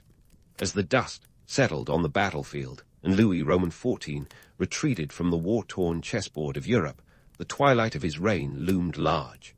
At this point, the Sun King was less of a blazing celestial body and more a flickering candle struggling against the draft. By 1715, Louis had been on the throne for 72 years, a tenure longer than most monarchs dare to dream. But with great reigns come great reckonings, and the final chapter of his monarchy was no fairy tale. It was more akin to a tragic opera, complete with high drama, bitter loss, and the occasional bout of gout. Louis' later years were haunted by a succession of personal tragedies that read like a sadistic domino sequence. His son, the Grand Dauphin, died of smallpox in 1711, followed by his grandson, the Duke of Burgundy, in 1712. As if that weren't enough, The Duke's own son, the Duke of Brittany, also succumbed to illness that same year. These deaths left a young great-grandson, the future Louis Roman XV, as the heir presumptive. The royal nursery was becoming a revolving door of noble infants, each more fragile than a porcelain vase in an earthquake. Despite the somber mood, Louis clung to his belief in divine right with the tenacity of a barnacle on a ship's hull. He continued to rule with a level of micromanagement that would make even the most obsessive modern CEO blush. The man was involved in everything from military campaigns to the minutiae of court etiquette. Yet, the country was teetering on the brink of collapse, stretched thin by a combination of war debts and poor harvests. The economy was as fragile as a soap bubble, and the social fabric was fraying faster than you can say revolutionary fervor. Speaking of revolution, let's tackle the myth of Louis Roman XIV as the benevolent despot who brought France to the pinnacle of cultural and political power. There's no denying that he left an indelible mark on Europe. His court was the epitome of sophistication, setting trends that cascaded across the continent like a fashion-forward avalanche. French became the lingua franca of diplomacy and culture, and Versailles was the place to be if you had any social aspirations. But the flip side of this golden coin was a nation grappling with inequality and systemic injustice. The Sun King's legacy wasn't all glamour and grandeur. His wars had drained the national treasury faster than a black hole swallows light, leaving a debt that would haunt France for decades. The tax system, as regressive as it was oppressive, sowed seeds of discontent among the peasantry and burgeoning middle class. These simmering tensions would later erupt like a pressure cooker without a release valve, paving the way for the French Revolution. Louis himself was a paradox wrapped in a wig, both enlightened and despotic. He was a patron of the arts who could have rivaled any Renaissance prince, yet his reign was marked by censorship and the persecution of Huguenots. The Edict of Fontainebleau in 1685, which revoked the Edict of Nantes, led to a mass exodus of Protestant artisans and merchants. This was less of a brain drain and more of a cerebral hemorrhage, weakening the very economic base that Louis sought to strengthen. Yet even as the Sun King's reign began to dim, he never lost his knack for spectacle. His funeral in September 1715 was a subdued affair, a far cry from the opulence that had defined his life. As his coffin was lowered into the crypt at St. Denis, the nation was left to grapple with the legacy of a monarch who had elevated the French state to unprecedented heights while simultaneously sowing the seeds of its future turmoil. In the end, Louis Roman XIV legacy is as complex as his reign was long. He was both a visionary and a tyrant, a cultural icon and a cautionary tale. The Sun King's life serves as a reminder that even the most luminous stars can cast long shadows. His reign teaches us about the dual nature of power, its ability to create and to destroy, to unify and to divide. Louis Roman XIV was a master of image, yet beneath the shimmering veneer of Versailles lay the very real struggles of governance and legacy.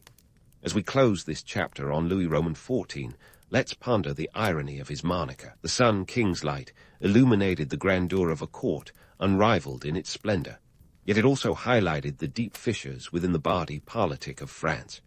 His reign was a masterclass in the art of monarchy, a testament to the power of personality and perception. But it was also a cautionary tale about the perils of unchecked ambition, a lesson in how the pursuit of glory can sometimes lead to a kingdom's undoing. So, as you drift to sleep with visions of powdered wigs and gilded halls, remember that history is rarely as simple as it seems. Louis Roman XIV legacy is a kaleidoscope of contradictions, a complex tapestry woven from the threads of ambition, power, and the relentless march of time. And as the final notes of this historical opera fade away, we're left contemplating the enduring question: was Louis Roman XIV a king of legend or a cautionary tale? Perhaps he was both, a ruler who cast a long shadow, even as his sun finally set. In the bustling streets of ancient Rome, where togas were the height of fashion, and the air was thick with politics and olive oil, the role of women was anything but straightforward. You might think Roman women were just lounging around in their villas, sipping on wine, while their husbands debated the finer points of conquering Gaul. Spoiler alert, it was a bit more complicated than that. Women in Rome were like the Wi-Fi in a modern household, often overlooked, yet crucial to keeping everything running smoothly. Let's kick things off at the heart of Roman society, the family. Here, women had a role that was as traditional as it was essential. The Roman matrona, or matron, was expected to be the epitome of virtue and grace. Think of her as the Martha Stewart of ancient Rome, minus the craft store endorsements. She managed the household, raised the children, and spun wool like a pro. If she were around today, she'd probably have a lifestyle blog with millions of followers.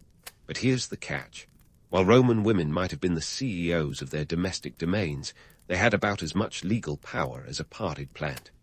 Roman law didn't exactly roll out the welcome mat for women. They couldn't vote, hold public office, or even truly own property in their own right without a male guardian. Just imagine trying to buy a car today and needing your uncle's permission to sign the papers. That was life for Roman women, navigating the legal maze with all the dexterity of a chess master playing with half the pieces missing. Roman women wielded influence in more subtle ways. As mothers, they were the first teachers, shaping the minds of future senators and generals. Cornelia Africana, the mother of the Gracchi brothers, was famous for her wisdom and virtue, reportedly referred to her sons as her jewels, a statement that would probably make any modern mom roll her eyes, but was pretty cutting-edge back then. Her influence was so monumental that it wasn't just her sons who were remembered. Cornelia herself became an icon of Roman motherhood. When it came to marriage, Roman women were expected to bring a hefty dowry into the deal. Think of it as their ticket to the marital theme park. The husband controlled the dowry, but it was the woman's family that had to cough it up. If things went south and a divorce happened, the dowry could be a contentious issue. Yep, that's right. Divorce in ancient Rome was as common as toga parties. Without Facebook to publicly announce their relationship status, Romans used divorce as a way to reset the social scoreboard. Now, some might envision Roman women as docile and demure, but history begs to differ. Take the case of Fulvia, wife to none other than Mark Antony. She wasn't content to sit by the sidelines. When political tensions rose, she reportedly took to the streets with an army to back her man. She was not exactly the kind of woman to quietly knit in the corner. Fulvia's actions show that some women could wield power, albeit indirectly, with a mix of cunning and charisma that would make even the shrewdest politician blush. So what's the deal with the Roman ideal versus reality? The mythologized Roman matron was a paragon of virtue, a patient Penelope waiting for her Odysseus. But the reality was a bit less idyllic. Women were often subject to the whims of their fathers and husbands and had to navigate a society that didn't always have their best interests at heart.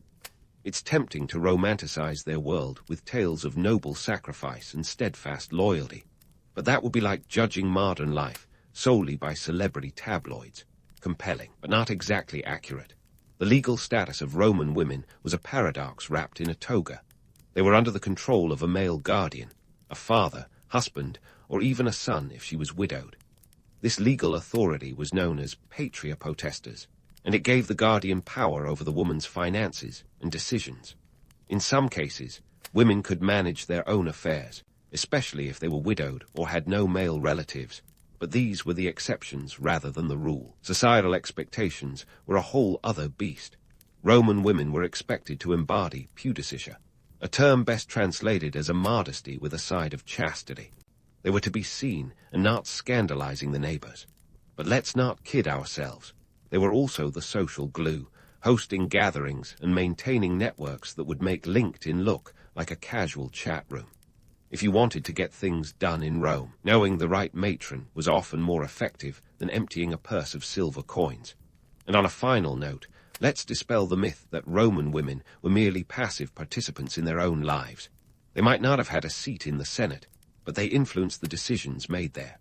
They might not have penned the laws, but they were adept at living within and around them. In a world where the scales of power were tipped against them, Roman women were the ultimate strategists, playing their hands with a finesse that would make even the most seasoned poker player sweat. So, there you have it, a slice of life from the world of ancient Rome's women. Not quite the silent, stoic figures of marble statues, but dynamic individuals navigating a complex and often contradictory society. In the grand mosaic of Roman history, women might not have been the ones chiseling the inscriptions, but they were certainly leaving their mark. one subtle move at a time. But enough about social circles and virtue.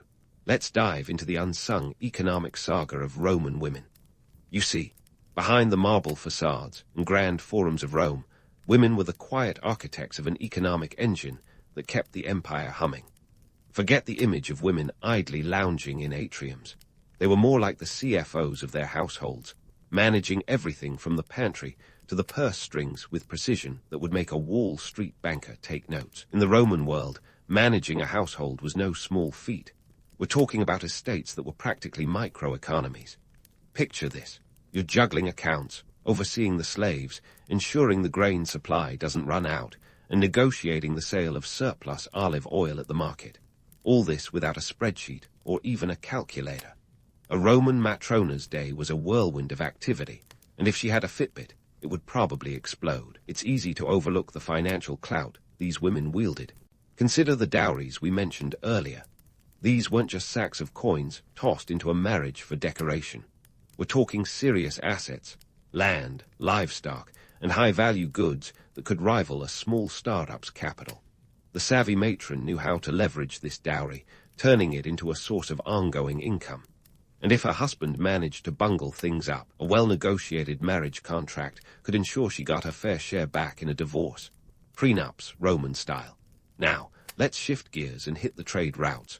While Roman men were busy expanding the empire's borders, women were expanding its markets.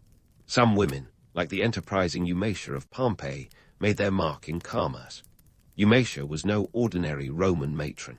She was a textile magnate, and her family wealth came from the lucrative fulling industry. Think of fulling as the ancient version of dry cleaning, but with more stamping on cloth and less chemical wizardry. Eumatia's name is immortalized on a public building in Pompeii, a testament to her influence and philanthropy. She wasn't just sitting on her wealth like a dragon on a hoard. She was investing it back into the community, gaining social capital and a place in the historical record. Women in Rome also found ways to own property, a feat that required navigating the legal labyrinth like a seasoned litigator.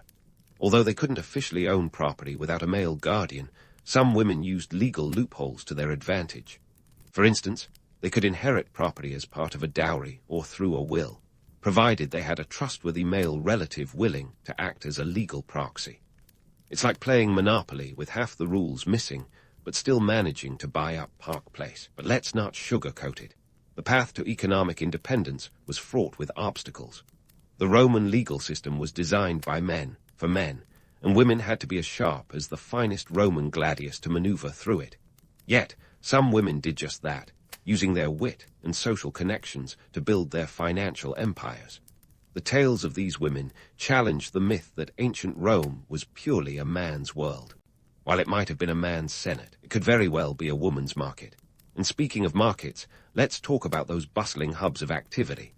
Roman markets were the epicenter of economic life, and women were right in the thick of it. They bought and sold goods, bartered for the best prices, and kept the local economy afloat. These weren't just casual shopping trips. They were strategic operations, with women haggling like seasoned diplomats over everything from spices to sandals. Of course, we mustn't forget the skills women brought to the artisanal trades. From weaving and textile production to pottery and food preparation, women's labor fueled many of the industries that were vital to Roman life. They transformed raw materials into goods that filled the markets and homes of the empire. It's a bit like the hidden gears of a clock, unseen, but essential for keeping time ticking smoothly. In a world where male achievements were carved in stone, women's economic contributions were often as ephemeral as the papyrus they were sometimes recorded on. Yet, they were the backbone of the domestic economy, the silent partners in the grand enterprise of empire building. So, next time you think of Rome, picture not just the warriors and senators, but also the women who stitched the fabric of daily life, quite literally in some cases.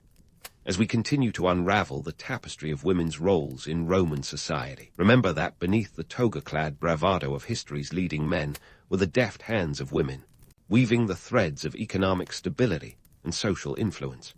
It's a story not just of survival, but of quiet triumphs and strategic victories in a world that often preferred them in the shadows. Stay tuned as we explore further how these women navigated a society that wasn't always eager to acknowledge their contributions. So, from economic jugglers to social strategists, Roman women were adept at playing the cards they were dealt. But let's shift gears and dive into a realm where their influence was not just subtle, but downright sacred, the spiritual sphere of ancient Rome. Ah, the world of religion, where women could step out of their domestic shadows and into a role that even the most powerful patrician had to respect, albeit begrudgingly. Enter the Vestal Virgins, the closest thing Rome had to religious rock stars. These women weren't just tending fires. They were the keepers of Rome's sacred flame, a task that sounds simple until you realize it symbolized the eternal life of the empire. Talk about job pressure. There were typically 6 Vestals at any given time, and they were chosen between the tender ages of 6 and 10.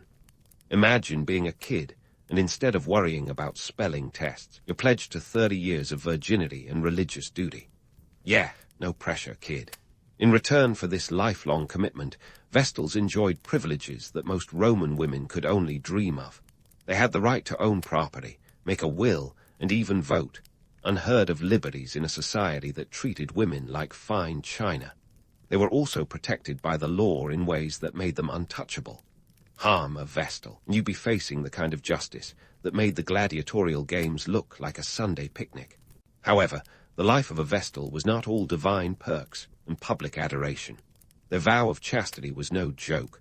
Breaking it was considered treason against the state, and the punishment, being buried alive.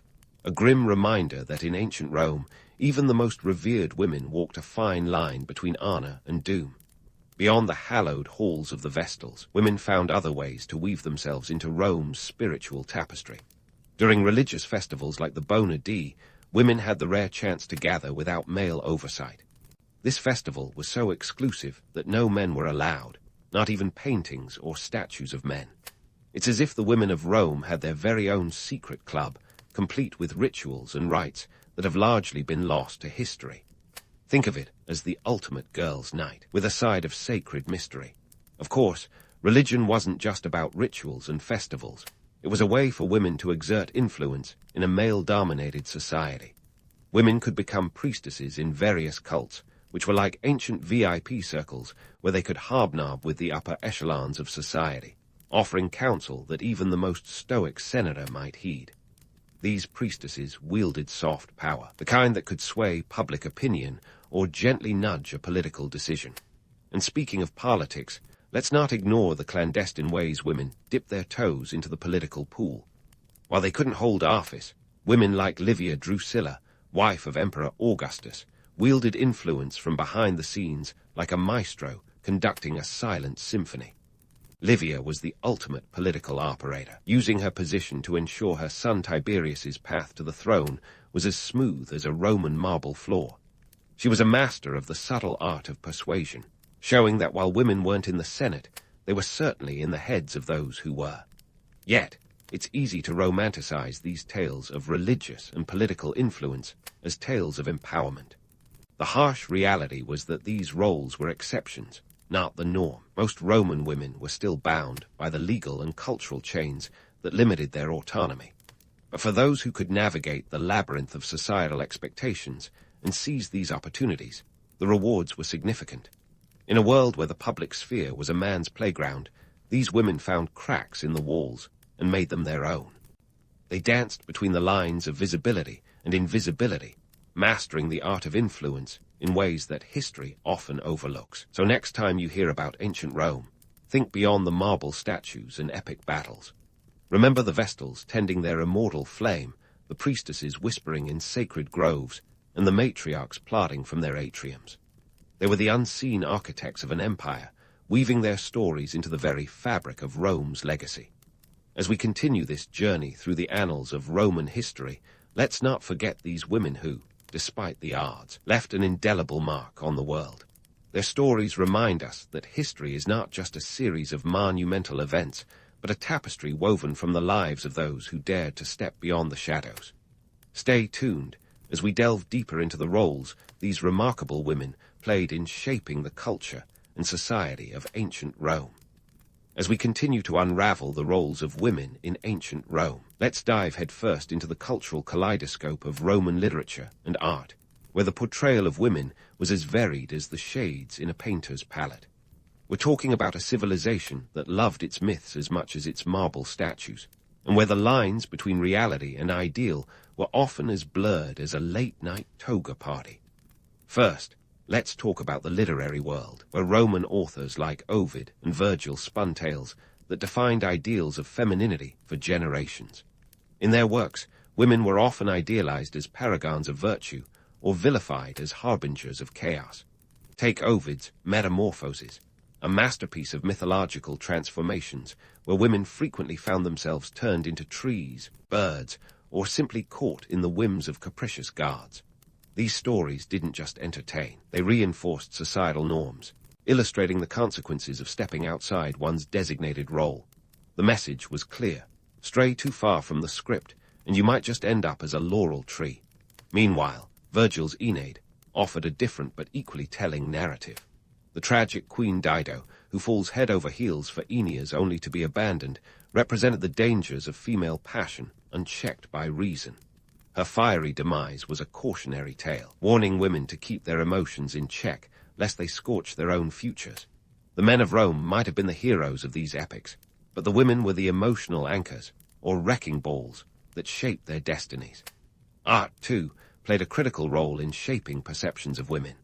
Roman frescoes, mosaics, and sculptures often depicted women in roles that underscored their societal functions. Whether shown as goddesses with perfect poise or domestic figures spinning wool, these images were as instructive as they were decorative. A fresco from Pompeii might show a matron in the home, elegantly dressed and managing her household with the precision of a CEO. But scratch beneath the surface, and you'd find that these portrayals were less about reality and more about reinforcing the ideal image of the Roman woman: virtuous, devoted, and eternally patient. Now, let's pivot to some of the real-life women who inspired both awe and ire in equal measure, starting with Livia Drusilla. The wife of Emperor Augustus, Livia's life reads like a Roman soap opera, complete with intrigue, power plays, and a dash of scandal. She was more than just Augustus's spouse. She was a political force in her own right, deftly maneuvering through the treacherous waters of Roman politics. Livia was rumored to have had a hand in the downfall of several rivals, a testament to her cunning and influence. Yet, despite, or perhaps because of, her formidable reputation, she was often vilified as a manipulative schemer, the archetypal power behind the throne. Her portrayal in literature and history was as much about societal anxiety over powerful women as it was about her actual deeds. Then there's Agrippina the Younger, whose life was a veritable highlight reel of drama and ambition. Daughter of the illustrious Agrippina, the elder and sister to Emperor Caligula, Agrippina was no stranger to the corridors of power. She was married to Emperor Claudius, and her son, Nero, succeeded him. Agrippina's reputation was as dark as a Roman alleyway at night. Accusations of murder, manipulation, and even incest clung to her like ivy on a wall. Yet, much of her notoriety was fueled by the writings of male historians who viewed her ambition with suspicion, a reminder that history is often written by those with an agenda. These stories, though embellished, echo the societal attitudes of the time. High-status women like Livia and Agrippina were anomalies in a world that preferred its women seen and not heard. Their portrayals were often warnings cloaked in narratives of excess and ambition, cautioning against the dangers of women wielding too much power. The real question, however, is whether these tales were rooted in truth or simply reflections of a society grappling with its own gender anxieties. It's easy to romanticize these narratives as tales of female empowerment, but the reality was far more complex. Roman literature and art were less about celebrating women's achievements and more about defining the boundaries within which they were expected to operate. These stories served as both entertainment and instruction, subtly reinforcing the status quo while allowing a vicarious exploration of roles that most Roman women would never occupy. Yet, despite the constraints, some women managed to transcend their prescribed roles, leaving indelible marks on history. They navigated a society that was as rigid as a Roman aqueduct, but found ways to bend the rules in their favor. Whether through political savvy, economic acumen, or sheer force of will, these women challenged the narratives that sought to contain them, proving that while the pen might be mightier than the sword, the women behind the scenes were often the ones guiding its strokes. As we peel back the layers of Roman society, remember that these stories, both real and imagined, were part of a larger tapestry that defined the empire. They reveal a world grappling with the complexities of gender and power, a world where the ideal often clashed with reality in spectacular fashion. So, as we continue our journey through the annals of Roman history, keep an eye on those women lurking in the shadows. They just might be the ones pulling the strings. Stay tuned as we delve deeper into the roles these remarkable women played in shaping the culture and society of ancient Rome. There's more to uncover about how they navigated a world that often preferred them in the periphery, and how their stories continue to resonate through the ages. Having journeyed through the bustling streets, political machinations, and complex social hierarchies of ancient Rome, we finally arrive at the legacy of Roman women, a legacy as enduring as the Roman roads that crisscrossed an empire. These women, often relegated to the shadows of history, were the unsung architects of a society that changed the world, and their stories have been interpreted and misinterpreted with the flair of a toga-clad bard spinning a yarn by the fire. Let's start with the undeniable fact. Roman women were not merely passive spectators in the grand amphitheater of history. They were key players, albeit in roles that required more cunning than a game of Roman chess. While the historical narrative has often painted them with the broad strokes of domesticity and virtue, the reality was far more intricate. Women like Cornelia Africana and Livia Drusilla weren't anomalies.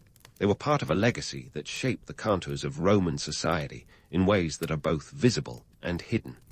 Take Cornelia Africana, for instance. Her influence wasn't just a footnote in the lives of her famous sons, the Gracchi brothers. She was a living testament to the power of motherhood as a political force. In a society that valued lineage and legacy as much as an olive oil surplus, Cornelia's role in shaping her sons' reformist ideologies was significant. Her legacy is a reminder that behind every change-maker stands a mentor who dared to teach them to question the status quo, a lesson as relevant today as it was in 133 BC.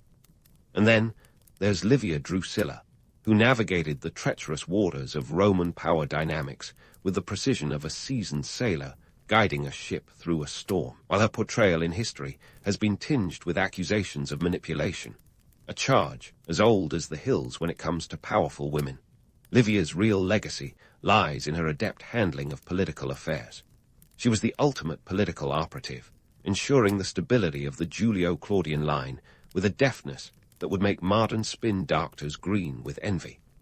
The tales of these women have been twisted and turned over time, like the winding paths of Rome itself. Their stories, often told through the lens of male historians with their own agendas, have been subject to reinterpretation more times than a classic Roman comedy. The romanticized notions of noble matrons and cunning schemers have their charm, but they obscure the truth. Roman women were navigating a world that was as unforgiving as a Roman winter, using every tool at their disposal to carve out a place for themselves and their families. As we scrutinize these narratives, it's crucial to reflect on how they stack up against modern discussions about gender roles. The comparison is as illuminating as a Roman candle in the dark. On one hand, we see the enduring stereotypes of women as either virtuous paragons or dangerous harpies, a dichotomy that persists in some corners of today's society. On the other, the stories of Roman women offer a counter-narrative, one where women were active participants in the cultural and economic life of their society. The economic contributions of Roman women, often overshadowed by the exploits of their male counterparts, were vital. Whether managing estates, engaging in trade, or wielding influence through strategic marriages, these women were economic powerhouses in their own right. The dowries they brought into marriages weren't just symbols of familial wealth, but were actively managed assets that could dictate the fortunes of entire households.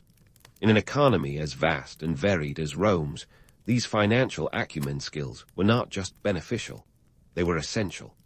Culturally, Roman women were the custodians of tradition, the keepers of family legacies, and often the silent historians of their time. Their participation in religious rites and festivals was a testament to their integral role in the spiritual life of Rome. The Vestal Virgins, with their sacred duties and unique privileges, were not just religious figures, but symbols of Rome's stability and continuity. Their legacy is a reminder of the power of faith as a social and political force, a narrative that echoes through the ages. So, what do these legacies teach us? For one, that the narratives of the past are as much about what is omitted as what is included. The stories of Roman women, when told in full light, challenge the notion of a purely patriarchal society. They reveal a world where women, though constrained by the legal and cultural norms of their time, still found ways to assert their agency and influence. As we bring this saga to a close, let's not forget that history is a living dialogue between the past and present. The stories of Roman women, with their complexities and contradictions, invite us to question our own assumptions about gender and power. They challenge us to look beyond the marble facades and epic tales to see the real people who shape the world in ways both grand and subtle. In the end, the legacy of Roman women is not just a historical footnote, but a call to action. It's an invitation to continue the conversation, to explore the nuances of gender roles in our own time, and to recognize the enduring impact of those who dared to step beyond the shadows. As we reflect on their stories, let's remember that the past is not a distant land, but a mirror reflecting the challenges and triumphs of humanity. And in that reflection, perhaps we can find the wisdom to forge a future as rich and varied as the history we've inherited.